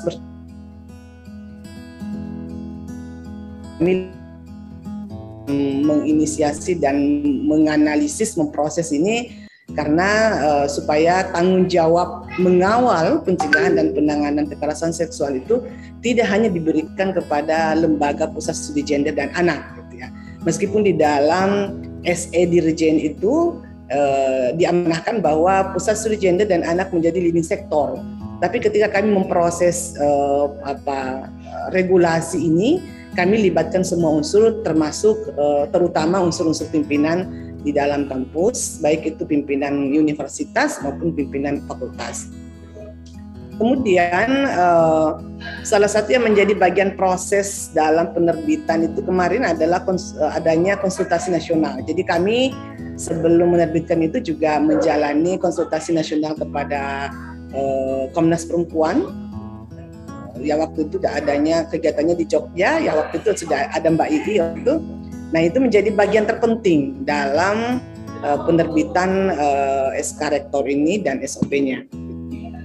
Nah salah satu yang diamanahkan dalam SE Dirjen yang kemudian dibunyikan dalam aturan turunannya dalam bentuk SK Rektor Winalaudin itu adalah adanya unit layanan terpadu. Sama dengan tadi Mbak I ya, ada unit layanan terpadu dengan sistem pelayanan terpadu yang tupoksinya itu ada 3 gitu. Di dalam SK Dirjen sebenarnya SE-nya sebenarnya ada 4, tapi ketika kami membreakdown dalam bentuk regulasi rektor itu hanya 3. Kenapa? Karena 1 itu diserahkan kepada lembaga komisi etik ya, di kami namanya KPKI Komisi Penegakan Kode Etik, sehingga hanya 3 yang kemudian diberikan kepada ULT, yaitu peran pencegahan, ya, peran penanganan dan peran pemulihan. Nah, unit layanan terpadu sesuai dengan namanya, maka pelayanan yang dilakukan itu adalah pelayanan terpadu, sistem pelayanan terpadu. Misalnya dalam pencegahan, kami melibatkan seluruh Wadek 3 di 8 fakultas itu menjadi bagian dalam struktur ULT, karena Wadek 3 ini yang kemudian sangat dekat dengan mahasiswa. Gitu. Jadi mereka tupoksi Wadek 3 8 fakultas itu bertambah menjadi koordinator ULT di tingkat fakultas. Selain Wadek 3 juga kami ada focal point gender di setiap fakultas, ya. Focal point gender di sekitar fakultas, dan baru-baru juga kami membentuk focal point sahabat ULT dari tingkat mahasiswa. Jadi mahasiswa juga kami latih, kami pernah melatih mereka pelatihan peer counseling, seperti tadi yang disampaikan Bayi bahwa mahasiswa itu biasanya lebih dekat dengan dosennya dan mahasiswa teman-temannya, maka itu pun kami lakukan supaya mahasiswa-mahasiswa yang terindikasi menjadi korban kekerasan seksual itu bisa kemudian melalui teman-temannya sesama mahasiswa bisa melaporkan kasus ini kepada ULT gitu. Kemudian dalam proses penanganan, ULT menerima kasus, memeriksa, dan jika kemudian itu dianggap kasus ringan dan bisa diselesaikan ULT, maka kasus itu selesai di tingkat ULT. Tetapi kemudian jika kasus itu dianggap kasus sedang dan bahkan kasus berat, maka ULT USDA Winalaudin mendampingi kasus itu sampai di KPKE. Jadi itu kasus itu dibawa ke KPKE, tapi kemudian ULT melakukan pendampingan mulai dari proses awal sampai selesainya kasus itu. Kemudian pendampingan hukum, ya. Jadi ada juga peran pendampingan hukum. Penanganan itu dalam hal ini adalah pendampingan hukum. Jadi di ULT ini namanya adalah layanan terpadu dengan sistem pelayanan terpadu, itu bersinergi dengan lembaga-lembaga yang terkait di dalam kampus. Lembaga-lembaga terkait itu misalnya dalam hal pendampingan, ULT bersinergi dengan LKBH di Fakultas Syariah, Lembaga Bantuan dan Konsultasi Hukum. Sehingga ketika ada kasus yang masuk, ada laporan masuk, dan itu kemudian membutuhkan pendampingan hukum keluar atau berproses di kepolisian, maka kami bersinergi dengan LKBH Syariah. Nah, kemudian dalam melakukan pelayanan, ULT juga memiliki peran pemulihan atau peran konseling. Dan dalam menjalankan peran ini, ULT berkoordinasi dengan lembaga terkait di dalam kampus. Jadi di dalam kampus kami ada 2 lembaga konseling, yaitu lembaga konseling yang ada di bawah di dalam koordinasi Fakultas Tarbiyah dan Keguruan, dan juga ada lembaga konseling yang berada di bawah Fakultas Dakwah, dan semua ini disinergikan dalam menyelesaikan kasus-kasus yang masuk dalam di ULT kami. Bapak Ibu sekalian, para rekan-rekan yang ada menjadi partisipan di grup di Zoom ini, bahwa secara lebih operasional apa yang kami lakukan dalam bentuk preventif atau pencegahan tindak kekerasan seksual ini. Ya, karena tentu kita memperbanyak di aspek pencegahan itu jauh lebih baik, ya, jauh lebih mendesak dibanding kita menunggu laporan gitu. Nah, apa yang kami lakukan adalah sosialisasi di tingkat fakultas tentang aturan yang terkait dengan pencegahan kekerasan seksual di lingkup UIN Alauddin Makassar. Nah, ini salah satu media sosialisasinya adalah PBAK, ya, penyambutan mahasiswa baru. Nah, kami Bapak Ibu di PSDA karena memiliki focal point gender, maka materi PPKE itu kemudian alhamdulillah sudah diberikan slot masuk di PBAK dan serentak di 8 fakultas, dan itu dilakukan secara serentak juga dan dibawakan oleh tim kami yang sebelumnya sudah di briefing. Jadi materi yang dibawakan adalah materi yang sudah terstandarisasi, ya, yang sudah di briefing sebelumnya, sehingga nyaris dalam penyampaiannya itu seragam. Bukan hanya di dalam PBAK, tapi juga dalam kegiatan-kegiatan akademik lainnya maupun kegiatan non akademik. Misalnya kegiatan akademik itu seperti pembekalan KKN misalnya, itu kita juga lakukan sosialisasi di situ. Kemudian hal operasional lainnya, hal teknis lainnya yang kami lakukan sebagai bentuk pencegahan adalah membuat banner, ya, standing banner di setiap fakultas, dan ini dikoordinasikan dengan para wadik 3 yang ada di fakultas. Jadi mahasiswa di dalam standing banner itu sudah ada dijelaskan di situ minimal 5 bentuk-bentuk pelecehan dan kekerasan seksual, dan mereka baca itu gitu. Kemudian pemberian materi anti kekerasan seksual di sivitas akademika ini kita lakukan secara terus-menerus, ya, bahwa kita melakukan sosialisasi di kegiatan-kegiatan internal mahasiswa, kegiatan organisasi internal mahasiswa dan organisasi eksternal mahasiswa, itu kita lakukan sosialisasi itu. Dan kemudian yang lebih real lagi adalah membuat RPS yang dikaitkan dengan perspektif gender. Jadi kami sudah 2 kali melakukan workshop terkait dengan bagaimana mengintegrasikan gender perspektif dalam RPS dosen. Karena kami tahu, dan saya kira ini sudah menjadi teori, bahwa salah satu yang kemudian menyuburkan terjadinya kekerasan seksual itu adalah minimalisnya perspektif gender dalam pola pikir dan mindset para sivitas akademik. Sehingga yang perlu kita intervensi juga itu adalah bagaimana perspektif gender ini masuk dalam proses pembelajaran secara formal. Jadi itu sudah tertuliskan secara nyata, secara eksplisit di dalam RPS para dosen yang akan mengajar. Dalam bentuk penanganan, tupoksi penanganan atau pendampingan hukum, ya, ini ULT menerima pengaduan sama dengan tadi dengan Mbak Ii di UGM, meskipun karena di UGM saya mendengarnya tadi sudah sangat maju, ya, Mbak Ii sudah menangani sekian banyak kasus, ya, Masya Allah, saya tidak bisa bayangkan Mbak Ii itu dengan kasus sebegitu banyaknya bisa ditangani, ya. Itu selamat Mbak Ii sudah benar-benar memberikan penanganan berperspektif korban. Kemudian ya ini tadi tupoksi yang ada di ULT sama dengan yang ada di WLT-nya Mbak Ii ini juga, ya, konseling, layanan psikologis kita juga punya gitu. Cuma kadang-kadang faktanya bahwa tidak banyak juga para korban itu juga memanfaatkan fasilitas-fasilitas ini. Karena ini adalah lembaga baru, tentu dibutuhkan memang proses yang cukup panjang untuk meyakinkan para sivitas akademika bahwa ULT ini sebuah lembaga khusus yang fokus dan serius konsentrasi dalam melakukan pencegahan dan penanganan kekerasan seksual.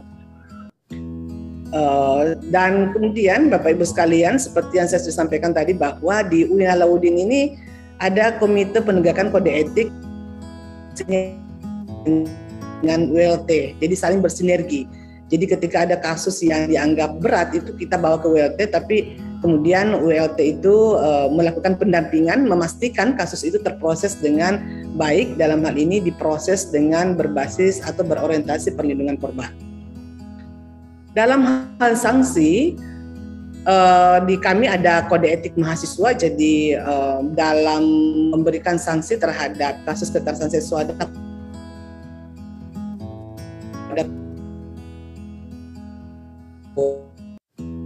temlik, maka itu merujuk kepada kode etik. Meskipun juga saya harus menyampaikan bahwa kode etik mahasiswa dan kode etik dosen ini belum terlalu berselaras dengan regulasi PPKS ya, karena mereka kedua kode etik ini muncul adanya sebelum adanya regulasi ini, sehingga masih perlu diintervensi supaya kode etik mahasiswa dan kode etik dosen ini jika berbicara tentang kekerasan seksual itu harus diintervensi supaya diimplementasikan berdasarkan atau berorientasi pada perlindungan korban. Dalam hal monitoring dan evaluasi Bapak Ibu sekalian, ya, jadi dalam SK Rektor ini juga memang disinggung tentang monitoring dan evaluasi PPKS, siapa yang melakukan monitoring itu. Nah, di sini monitoring bertingkat atau monitoring berjenjang. Kementerian Agama, kemudian Rektor Uin Alauddin di bawah dengan perangkat-perangkatnya, dan KPKP, kemudian PSDA dan WLT itu sendiri. Ini mungkin yang penting sedikit yang saya sampaikan Bapak Ibu, bahwa bagaimana tantangan implementasi regulasi di PPKM. Saya kira ini tidak hanya ada di Uin Alauddin Makassar, mungkin bahkan sangat mungkin ini juga dirasakan oleh teman-teman juga bukan hanya di PTKI tapi mungkin juga di non PTKI, bahwa salah satu yang menjadi tantangan implementasi regulasi PPKS itu adalah bahwa gender mainstreaming atau pengaruh gender itu belum diterima secara aktif. Jadi wacana gender belum dimasukkan sebagai main agenda, yang belum dimasukkan sebagai agenda utama sama dengan agenda akademik lainnya. Ketika kita berbicara gender, ya itu banyak sivitas akademik yang menganggap gender diskursus gender itu sebagai diskursus yang ya itu tidak mainstream, itu tidak penting gitu ya. Nah, ketika orang menganggap gender itu sebagai diskursus yang tidak penting, maka peluang terjadinya tindak kekerasan seksual sangat besar ya, karena terjadinya kekerasan seksual itu salah satu diantaranya adalah karena itu tadi gender perspektif itu yang sangat minimalis. Kemudian yang ketiga adalah tantangannya bahwa pimpinan kampus itu dan sivitas akademik lainnya itu belum memiliki komitmen yang real terkait dengan itu. Ini tentunya memang membutuhkan proses yang panjang untuk meyakinkan para sivitas akademik yang ada di kampus tentang bagaimana kemudian pencegahan dan penanganan kekerasan seksual ini harus diseriusi dan harus dimasukkan sebagai agenda besar dalam menciptakan kampus yang zero tolerance terhadap kekerasan seksual. Saya kira itu Bapak Ibu sekalian, karena ini sebenarnya yang strategi implementasi ini sudah saya sampaikan di awal tadi terkait dengan tupoksi-tupoksinya. Dan ini juga sudah dijelaskan, dipaparkan oleh Mbak I tadi, itu tidak jauh berbeda di strategi implementasi ini terkait dengan strategi implementasi regulasi PPKS ya, bagaimana kemudian mengembangkan kajian dan penelitian terkait dengan kekerasan seksual itu juga bagian dari strategi itu ya. Kemudian kami juga sudah punya focal point gender dan focal point sahabat WLT, kemudian bagaimana mensosialisasi dan kampanye anti kekerasan seksual dalam kegiatan akademik dan non-akademik. Saya kira itu yang saya bisa sampaikan terkait dengan pengalaman UIN Alauddin Makassar dalam mengawal pencegahan dan penanganan kekerasan seksual. Selebihnya saya kira kita akan masuk nanti pada sesi diskusi kalau ada yang belum jelas dari apa yang saya paparkan ini. Terima kasih sebelumnya, saya serahkan kepada moderator. Assalamualaikum warahmatullahi wabarakatuh. Waalaikumsalam warahmatullahi wabarakatuh. Terima kasih banyak Ibu Rosmini Amin. Ada dua penting yang saya bisa dapat dari apa yang disampaikan oleh Ibu Rosmini, bahwa yang pertama terkait dengan ada satu kesamaan ya Bu ya dengan teman-teman di UGM ya. Kalau di mandatori di Permendikbud itu terkait dengan pembentukan Satgas, tapi kalau teman-teman di UGM dan di UIN itu adalah pembentukan ULT, Unit Layanan Terpadu. Kemudian tantangannya juga saya lihat ada yang sedikit berbeda. Kalau di Ibu Mbak I tadi mengatakan bahwa tantangannya adalah terkait dengan bagaimana mensosialisasikan banyaknya regulasi yang ada, sedangkan kalau di teman-teman di UIN adalah bagaimana membangun komitmen bersama. Dan ini dianggap komitmen yang belum merata di sivitas akademika di lingkungan kampus. Bapak dan Ibu sekalian, kita masih punya satu lagi narasumber kita, Ibu Lucia Palulungan. Beliau adalah Program Manager Inklusi di Yayasan Bakti. Untuk mempersingkat waktu, saya persilakan kepada Ibu Lucia Palulungan. Silakan Ibu Lucia. Ya, baik. Terima kasih Pak Taufan atas kesempatannya. Selamat siang dan salam sehat untuk kita semua. Secara khusus kepada kedua narasumber kita, Mbak I dan Ibu Rosvini. Baik, saya akan secara singkat menyampaikan tentang beberapa substansi penting dari Undang-Undang TPKS. Mohon izin saya share screen, apakah sudah bisa kelihatan? Sudah Ibu Lucy, silakan. Ya, baik. Jadi ini adalah latar belakang situasi Indonesia, di mana ini menjadi latar belakang didorongnya Undang-Undang Tindak Pidana Kekerasan Seksual yang baru disahkan pada bulan Mei 2022. Tadi ini sudah dipaparkan juga oleh Pak Taufan terkait dengan data-data kekerasan seksual yang menjadi dasar sehingga undang-undang ini didorong dan disahkan. Nah, kalau kita lihat latar belakang yang lain, bahwa memang di dalam pengalaman menangani kasus-kasus kekerasan seksual selama ini dengan peraturan yang ada itu memang belum memadai. Misalnya di dalam KUH pidana, memang definisi tentang atau istilah tentang kekerasan seksual ini masih sangat terbatas dan hanya digunakan pada kurang lebih 3 ya bentuk kekerasan seksual, yaitu perkosaan, perbuatan cabul, dan pelanggaran kesusilaan. Nah, begitu juga di dalam hukum acara pidana. Ini masih menitik beratkan pada hak-hak tersangka ketimbang hak-hak korban. Belum lagi terkait dengan alat bukti yang pada umumnya mendiskualifikasi pengalaman korban, khususnya misalnya perempuan korban. Korban kekerasan seksual juga belum mendapat layanan yang terpadu dan terintegrasi. Jadi memang peraturan yang ada baru fokus pada bagaimana pemidanaan kepada pelaku. Nah, selain itu juga masih adanya stigma terhadap korban kekerasan seksual. Nah, kalau kita lihat di dalam undang-undang ini, maka sebenarnya ada 3 paradigma hukum di dalam Undang-Undang TPKS. Yang pertama adalah keadilan korektif, di mana paradigma ini berorientasi pada sanksi atau pidana bagi pelaku.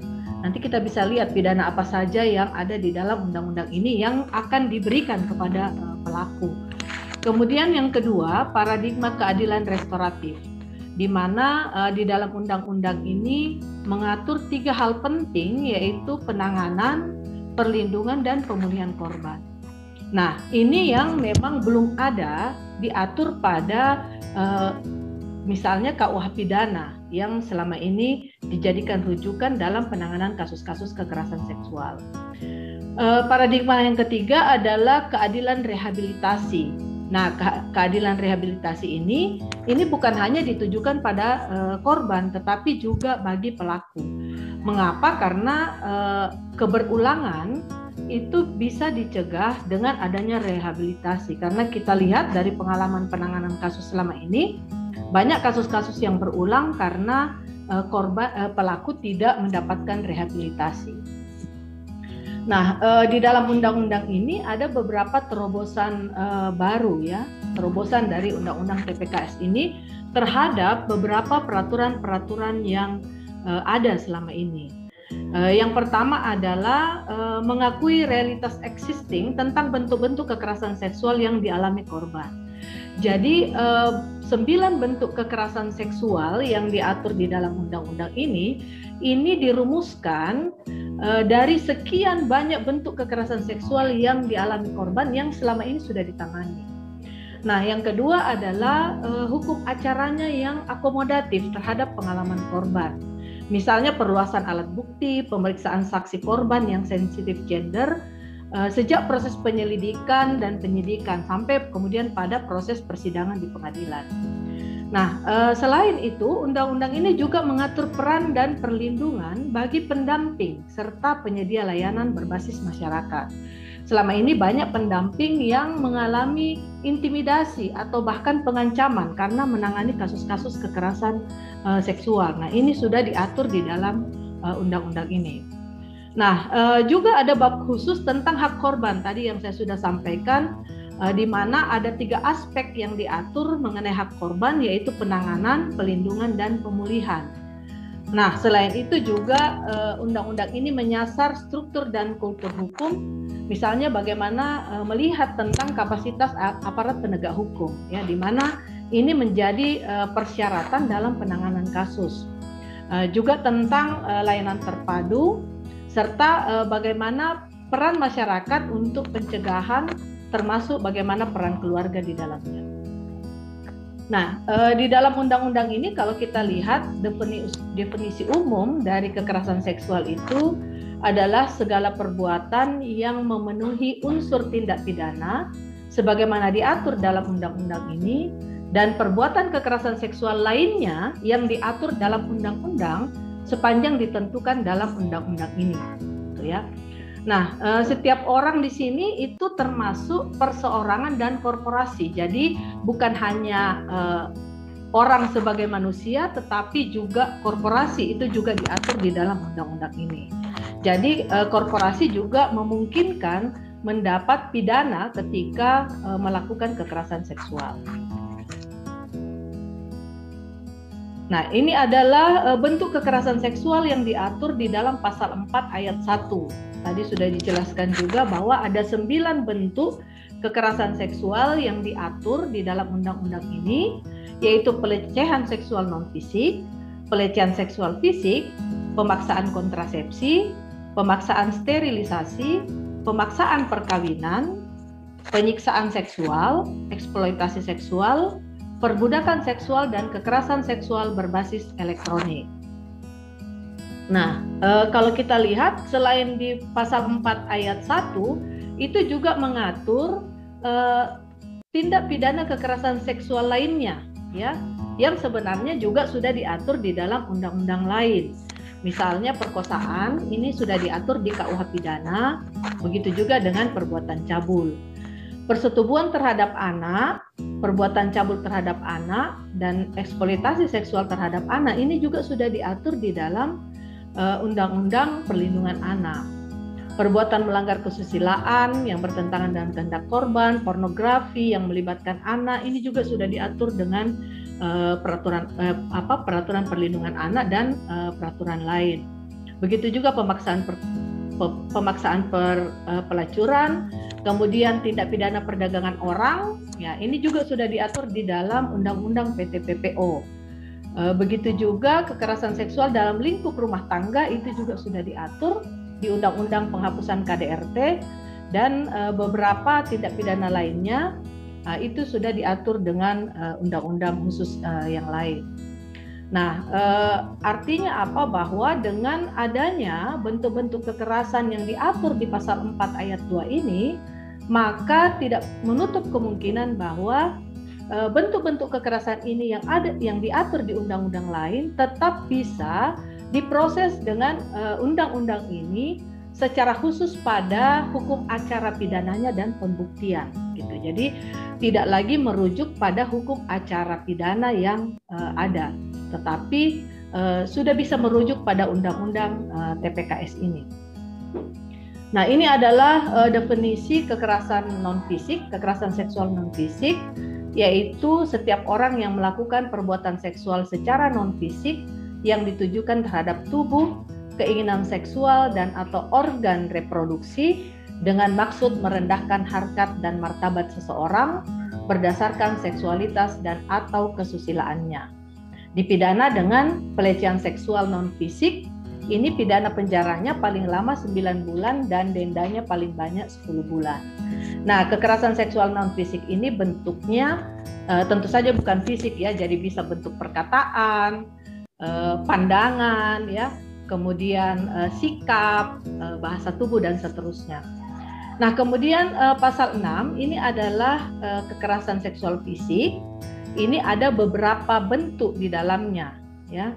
Jadi kalau kita lihat di ayat 1-nya adalah perbuatan seksual secara fisik yang ditujukan sama tadi ya terhadap tubuh, keinginan seksual dan atau organ reproduksi dengan maksud merendahkan harkat dan martabat berdasarkan seksualitas atau kesuselaannya yang tidak termasuk dalam ketentuan pidana lain yang lebih berat dengan pidana penjara paling lama 4 tahun, ya. Dan pidana dendanya ini lebih banyak dari yang tadi, yaitu 50 juta. Nah, di ayat berikutnya itu dijelaskan bahwa kalau kekerasan seksual fisik tadi dilakukan dengan maksud menempatkan seseorang di bawah kekuasaannya secara melawan hukum, baik di dalam maupun di luar perkawinan, maka ini bisa dipidana penjara paling lama 12 tahun dan dendanya paling banyak 300 juta. Nah, kalau kemudian lagi orang tersebut menyalahgunakan kedudukan, wewenang, kepercayaan dari tipu muslihat atau hubungan keadaan atau memanfaatkan kerentanan, ketidaksetaraan atau ketergantungan seseorang, maka ini pidana penjaranya juga 12 tahun dan maksimal 300 juta. Nah, jadi di dalam kekerasan seksual fisik ini ada unsur-unsur di mana pada ayat 1 itu sifatnya di bawah 4 tahun sanksi pidananya, maka itu adalah delik aduan, maka yang di atas 4 tahun pada ayat 2 dan 3 ini adalah delik biasa. Nah, di pasal 7 ini menjelaskan bahwa tadi dijelaskan kekerasan seksual non fisik pasal 5 dan kekerasan seksual sebagaimana dimaksud pasal 6 huruf A tadi ya, yang ancaman hukumannya di bawah 4 tahun, maka ini adalah delik aduan, ya. Jadi nanti ada pengaduan di kepolisian, baru ini bisa diproses secara hukum. Nah, tapi kalau kemudian korbannya adalah penyandang disabilitas atau anak, maka ketentuan ini tidak berlaku. Jadi tidak ada istilah delik biasa, delik aduan bagi korban yang korbannya adalah penyandang disabilitas atau anak. Kemudian di pasal 8 mengatur tentang pemaksaan kontrasepsi. Nah, ini kalau ada pemaksaan kontrasepsi di mana pemaksaan ini dapat membuat kehilangan fungsi reproduksi untuk sementara waktu, maka ini dipidana karena pemaksaan kontrasepsi paling lama 5 tahun atau pidana denda paling banyak 50 juta. Nah, ini juga perlu berhati-hati untuk misalnya pemasangan alat kontrasepsi untuk misalnya mencegah kehamilan. Kalau tanpa persetujuan, lalu memenuhi unsur-unsur misalnya dengan kekerasan, ancaman kekerasan, dan seterusnya, sebagaimana diatur di dalam pasal ini, maka yang bersangkutan bisa dikenakan sanksi pidana. Nah, kemudian pemaksaan sterilisasi ini sama tadi dengan pemaksaan kontrasepsi, tapi ini dampaknya adalah membuat kehilangan fungsi reproduksinya secara tetap. Dipidana karena pemaksaan sterilisasi. Nah, ini ancaman hukumannya lebih lama lagi, 9 tahun dan pidana dendanya paling banyak 200 juta. Kemudian di pasal 10, nah ini juga menjadi jawaban ya terhadap tantangan pencegahan perkawinan anak yang selama ini juga menjadi permasalahan ya, di mana kalau dilihat di dalam pasal 10 dijelaskan bahwa setiap orang secara melawan hukum memaksa menempatkan seseorang di bawah kekuasaannya atau orang lain, atau menyalahgunakan kekuasaannya untuk melakukan atau membiarkan dilakukan perkawinan dengannya atau dengan orang lain, dipidana karena pemaksaan perkawinan dengan pidana penjara paling lama 9 tahun dan denda paling banyak 200 juta. Artinya apa? Artinya pemidanaan ini bisa dilakukan ya kepada bukan hanya orang yang memaksa atau menempatkan seseorang di bawah kekuasaannya untuk menikahkan, tapi juga bagi orang yang membiarkan dilakukan perkawinan dengannya, berarti orang yang menikah dengan orang yang usia anak, atau juga membiarkan dilakukannya, ya berarti orang yang melihat dan membiarkan itu juga bisa dikenai dengan pasal ini. Nah, termasuk pemaksaan perkawinan sebagaimana dimaksud ini pada ayat 1, yaitu perkawinan anak. Yang kedua, pemaksaan perkawinan dengan mengatasnamakan praktik budaya. Ya, selama ini kita lihat salah satunya adalah praktik kawin tangkap misalnya di Timor. Kemudian pemaksaan perkawinan korban dengan pelaku kekerasan seksual. Nah, ini juga banyak terjadi ya, karena misalnya korban perkosaan sudah hamil, maka dikawinkan dengan pelaku. Ini juga bisa dipidana. Kemudian pasal berikutnya adalah pasal 11 ya. Pejabat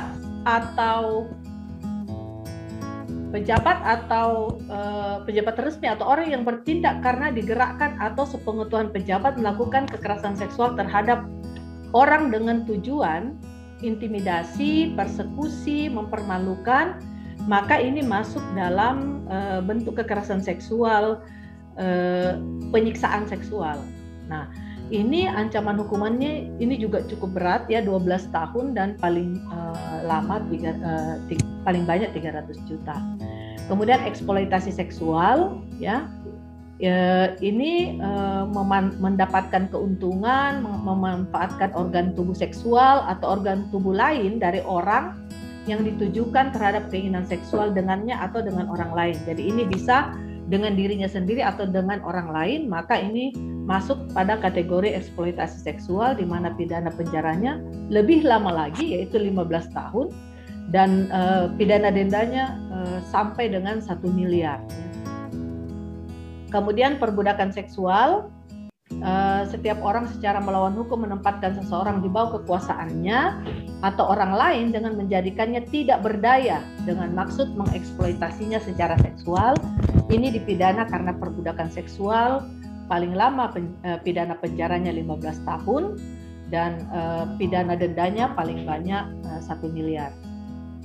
Kemudian ini sudah tadi, kekerasan seksual berbasis elektronik ya. Ini adalah kekerasan seksual yang berkembang akhir-akhir ini, di mana banyak kekerasan seksual yang dilakukan berbasis elektronik.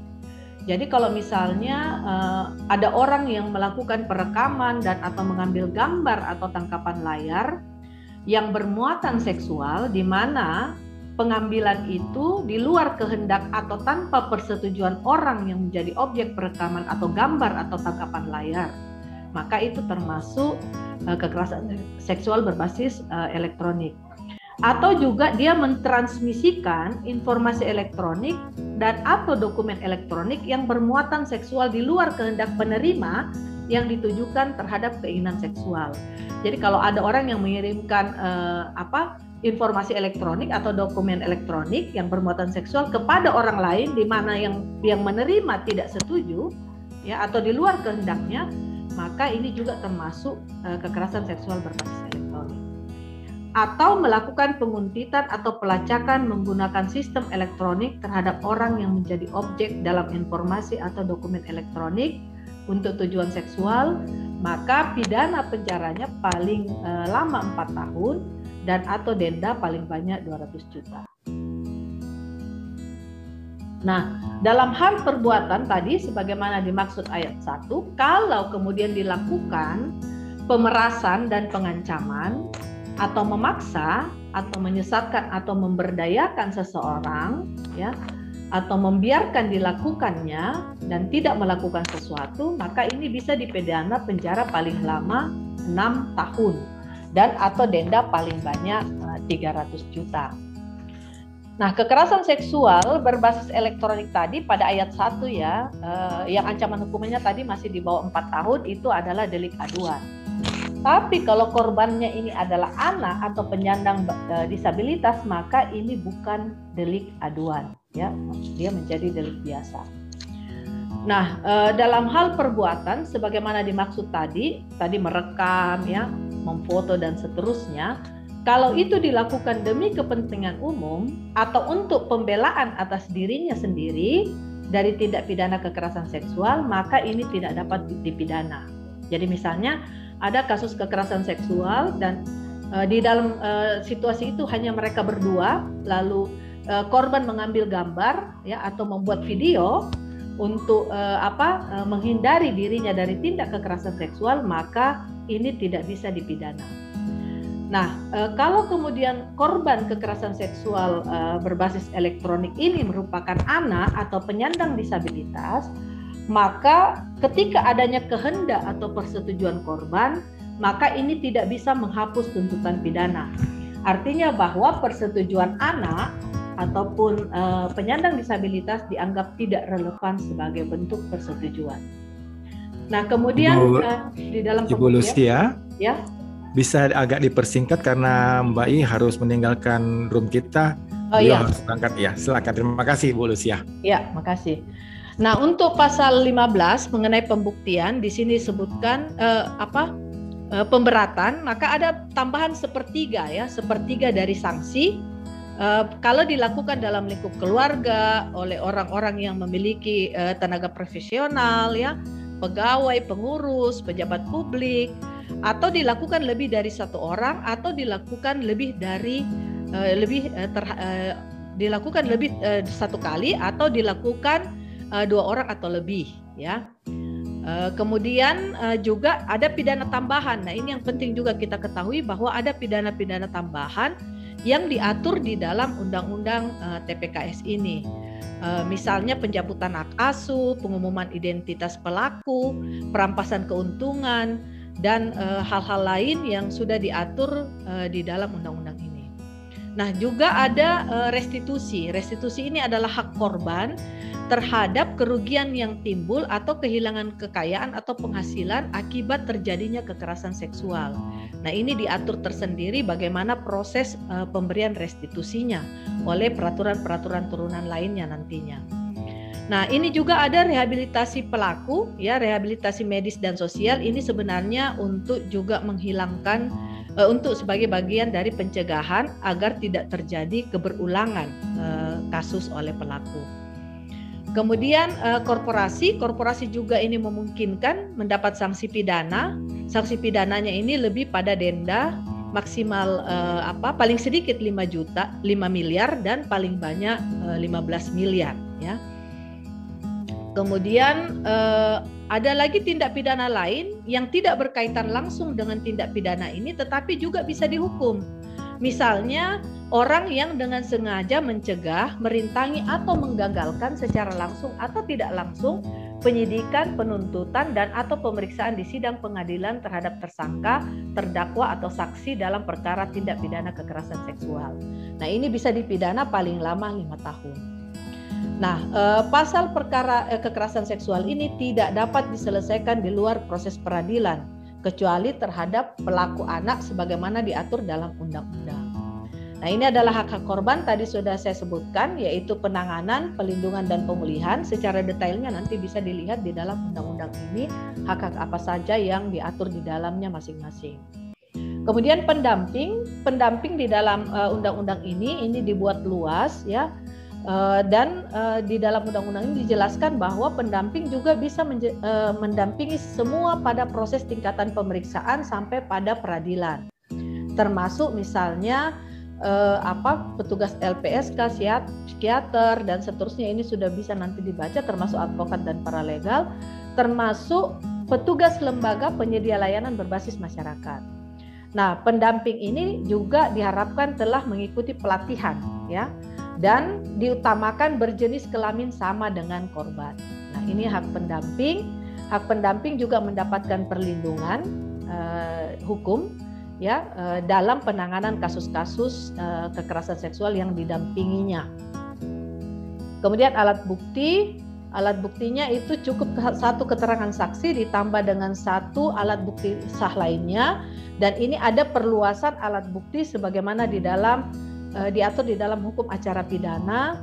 Jadi nanti tidak lagi menjadi kendala di dalam proses penanganan kasus terkait dengan alat bukti yang selama ini menjadi tantangan dalam penanganan kasus. Kemudian saksi dan atau korban penyandang disabilitas ini sama keterangannya, setara dengan orang yang bukan disabilitas dan wajib didampingi pada semua proses tingkatan penyidikan. Nah, ini yang paling penting juga soal partisipasi masyarakat. Ini menjadi penekanan di dalam undang-undang ini, termasuk melakukan sosialisasi dan menciptakan kondisi lingkungan untuk mencegah terjadinya kekerasan seksual. Begitu juga partisipasi keluarga, ini juga sudah mulai diatur bagaimana keluarga harus berperan di dalam pencegahan kekerasan seksual dengan mewujudkan hal-hal yang sudah diatur di sini, termasuk bagaimana menguatkan peran ayah, ibu, dan seluruh anggota keluarga dan mencegah agar anggota keluarga tidak terkontaminasi dengan pengaruh pornografi dan informasi lainnya yang mengandung pornografi, termasuk mencegah keluarga dari pergaulan beresiko.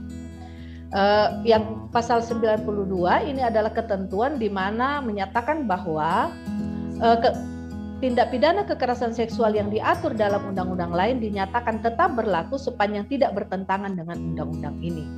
Nah, ini juga penting menjadi dasar dalam penanganan kasus kekerasan seksual. Saya kira itu yang bisa saya sampaikan. Mohon maaf kalau ada hal yang tidak berkenan, saya kembalikan kepada moderator. Terima kasih, Pak Taufan. Terima kasih Ibu Lucia Palulungan. Bapak dan Ibu sekalian, rekan-rekan inspirasi, Bapak dan Ibu sekalian, teman-teman, akhirnya kita sampai pada penghujung kegiatan kita pada siang sampai dengan sore hari ini. Saya mau mengucapkan terima kasih dan sekaligus permohonan maaf kepada Bapak dan Ibu sekalian, karena terutama kepada panitia, karena waktu yang dialokasikan ini hanya sampai dengan jam 4 sore waktu Indonesia Tengah, tetapi kita sudah hampir mendekati pukul 5 sore. Jadi kita hampir menggunakan waktu kurang lebih 1 jam dari waktu yang sudah dialokasikan. Tentunya ini tidak lepas daripada apa materi yang disampaikan pada hari ini, kampus tanpa kekerasan seksual. Untuk itu izinkan saya memberikan sedikit rangkuman umum terkait dengan apa yang sudah disampaikan oleh 3 orang narasumber dan juga dari Bapak dan Ibu melalui pertanyaan. Kita berharap bahwa kampus seharusnya menjadi tempat yang aman, tempat yang nyaman, tempat yang kondusif, dan kita juga berharap kampus menjadi kampus yang berintegritas. Penanganan korban harus berkeadilan. Sosialisasi, regulasi menjadi hal yang sangat penting agar semua orang tahu bahwa kasus kekerasan seksual menjadi kejahatan yang harus dilawan. Permendikbud nomor 30 tahun 2021 adalah salah satu bentuk upaya pencegahan, penanganan, dan pemulihan kalau terjadi kasus kekerasan seksual di kampus. Kolaborasi dan integrasi baik di internal kampus maupun dengan pihak eksternal kampus, terutama dengan lembaga layanan, menjadi hal yang sangat penting. Kita berharap Bapak dan Ibu sekalian, teman-teman yang hadir pada kegiatan inspirasi kita pada sore hari ini, kita sangat berharap bahwa ini menjadi inspirasi kita untuk tidak ada lagi kampus menjadi tempat kekerasan seksual. Saya mewakili Yayasan Bakti dan juga peserta yang hadir ingin mengucapkan terima kasih yang setinggi-tingginya dan hormat kaya kepada Ibu Sri Wiyanti Etyono SHLM PhD, kemudian Ibu Dr. Rosmini Amin dan Ibu Lucia Palulungan atas kesediaan perempuan-perempuan hebat pada hari ini bisa berbagi bersama dengan kita dan bisa menginspirasi, dan kita berharap bahwa tidak ada lagi kasus-kasus kekerasan yang terjadi di kampus.